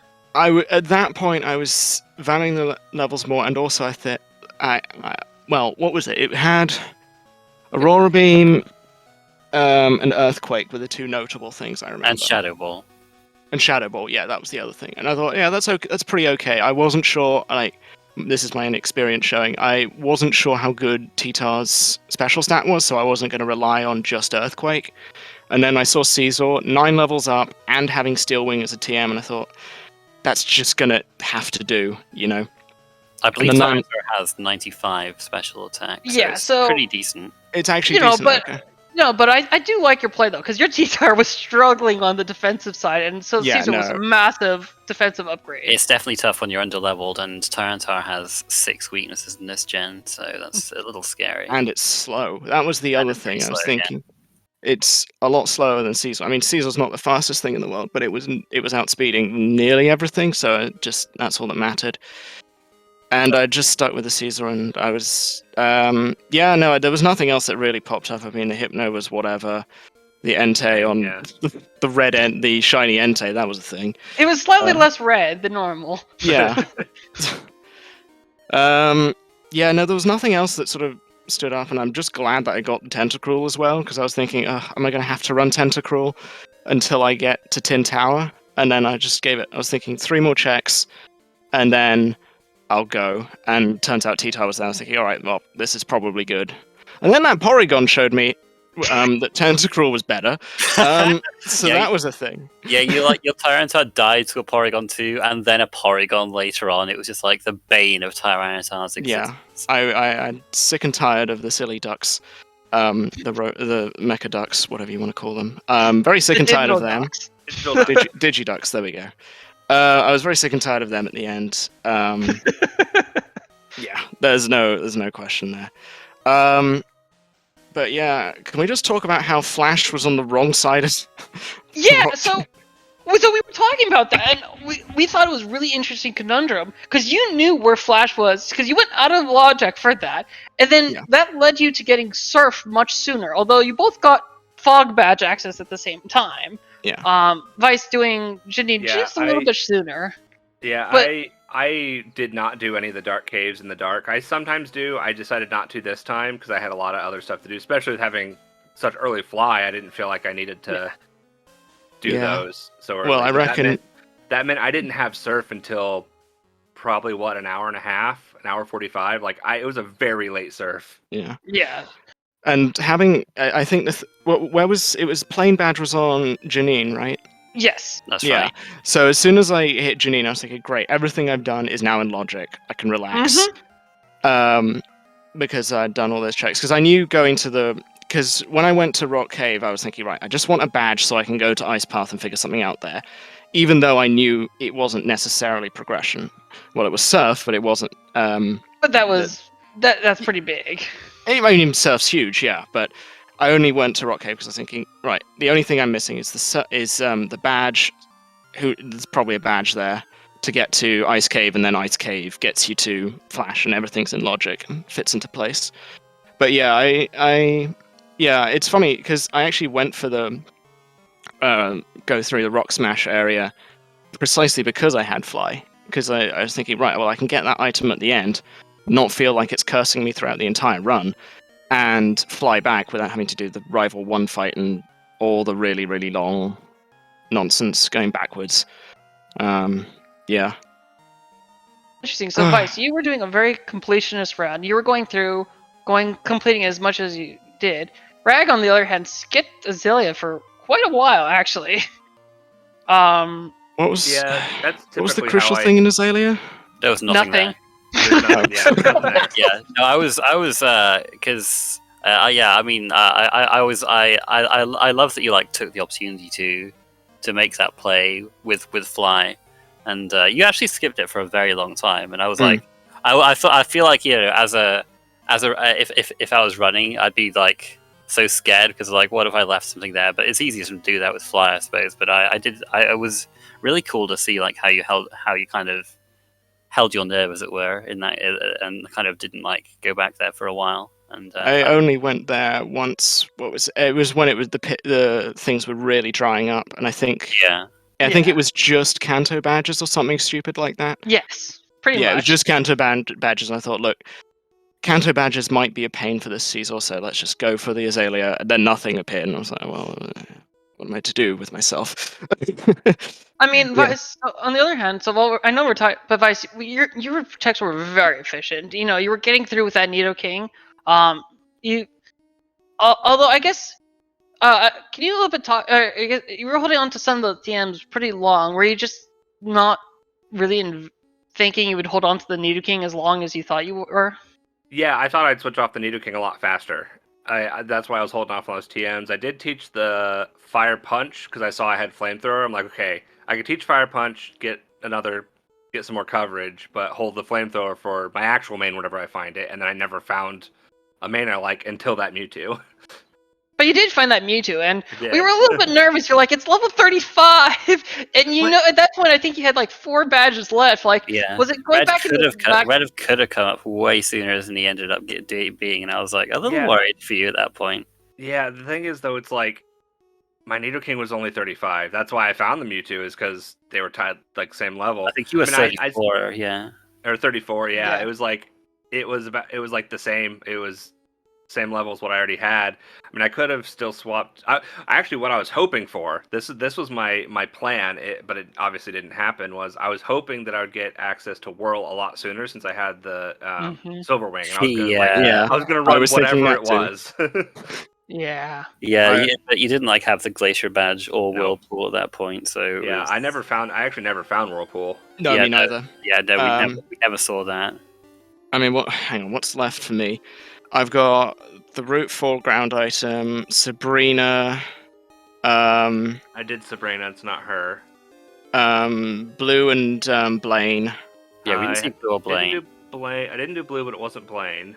And then there's the False Director. Yeah. Okay, So yeah, and I didn't do any. Wait, did you do the? You didn't have key card No. or card key, did card you? key, nope. Okay, Where was the card key? I never found it either. We'll have to check the log about that one. Because maybe they're all in Mount Silver. It's possible. Hang on. I mean, I could check the log real quickly. Oh, you've got the log? I don't have it, but once the race is done, you're able to check the log.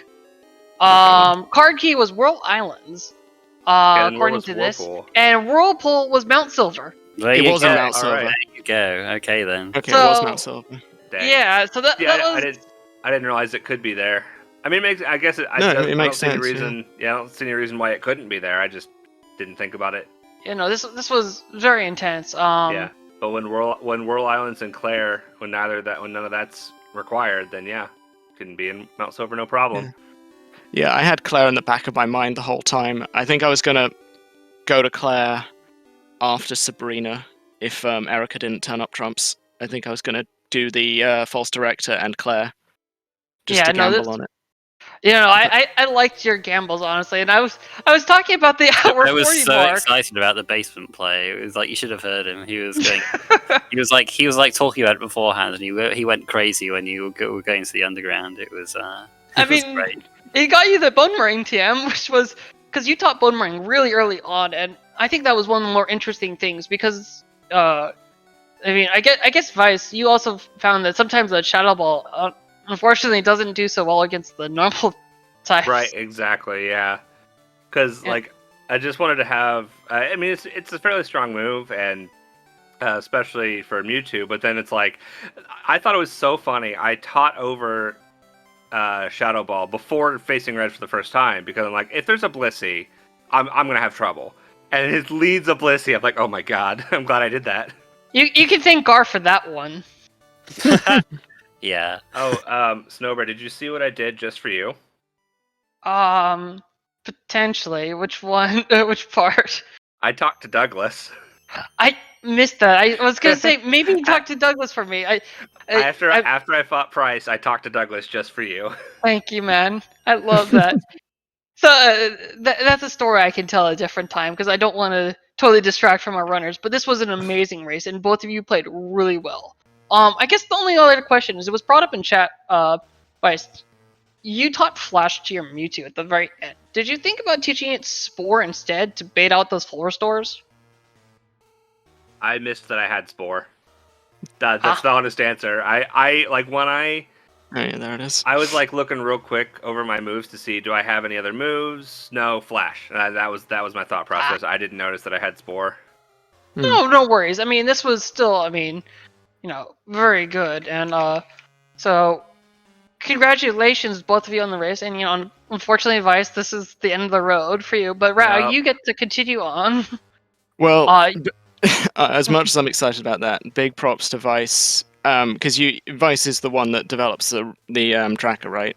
I'm not. Yes, he's Yeah, I'm been not working mistaken. on that tracker. So absolutely, he's taking it Big props to beyond. Vice. I'm sorry I had to beat you with your own tools because without the Dark Cave, without the maps that you provide on Emo Tracker, I wouldn't have beaten you. So thanks for that. But seriously, big Darn, props I to you. should have taken those maps out right before the turn. Well, that would mean they would have to, if they update it. You may, you'd have to update it first for that. Right. Yeah, Raagentreg, this does mean you face Oddley in the next in the next round. He's already said in chat he's going to see you soon, so look forward to that. And Well, we got a bunch of bracket busters right now. I think I was just the first one to break the bracket, but I think we have most of the people breaking brackets at this point. I do have. How do you feel about that, Rag? That I broke the bracket.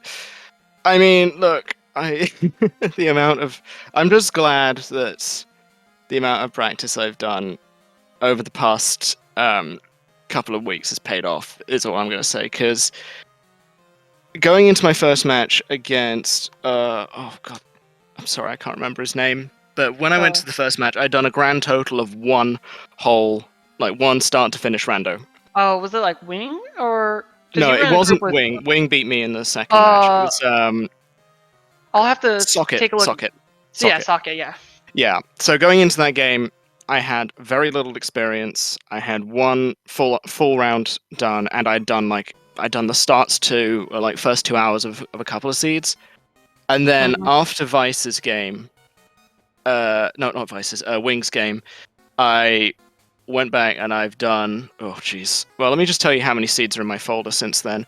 2, 3, 5, 6, 7, 8, 9, 10. 11, 12, 13, 14, 15, 16, 17, 18, 19 seeds. So I'm glad the extra 16 or so seeds have paid off and all the experience and whatnot. Obviously, you can tell my movement is still really shaky. My bike movement is not clean. I'm bonking all over the place. And you're preaching to the choir here, man. You're preaching to the choir. Yeah, I mean, to me, it looked, it looked good enough. I think the only thing is, maybe there is a faster way to do Ice Path that doesn't involve pushing as many boulders down. That's probably the only notable thing I saw.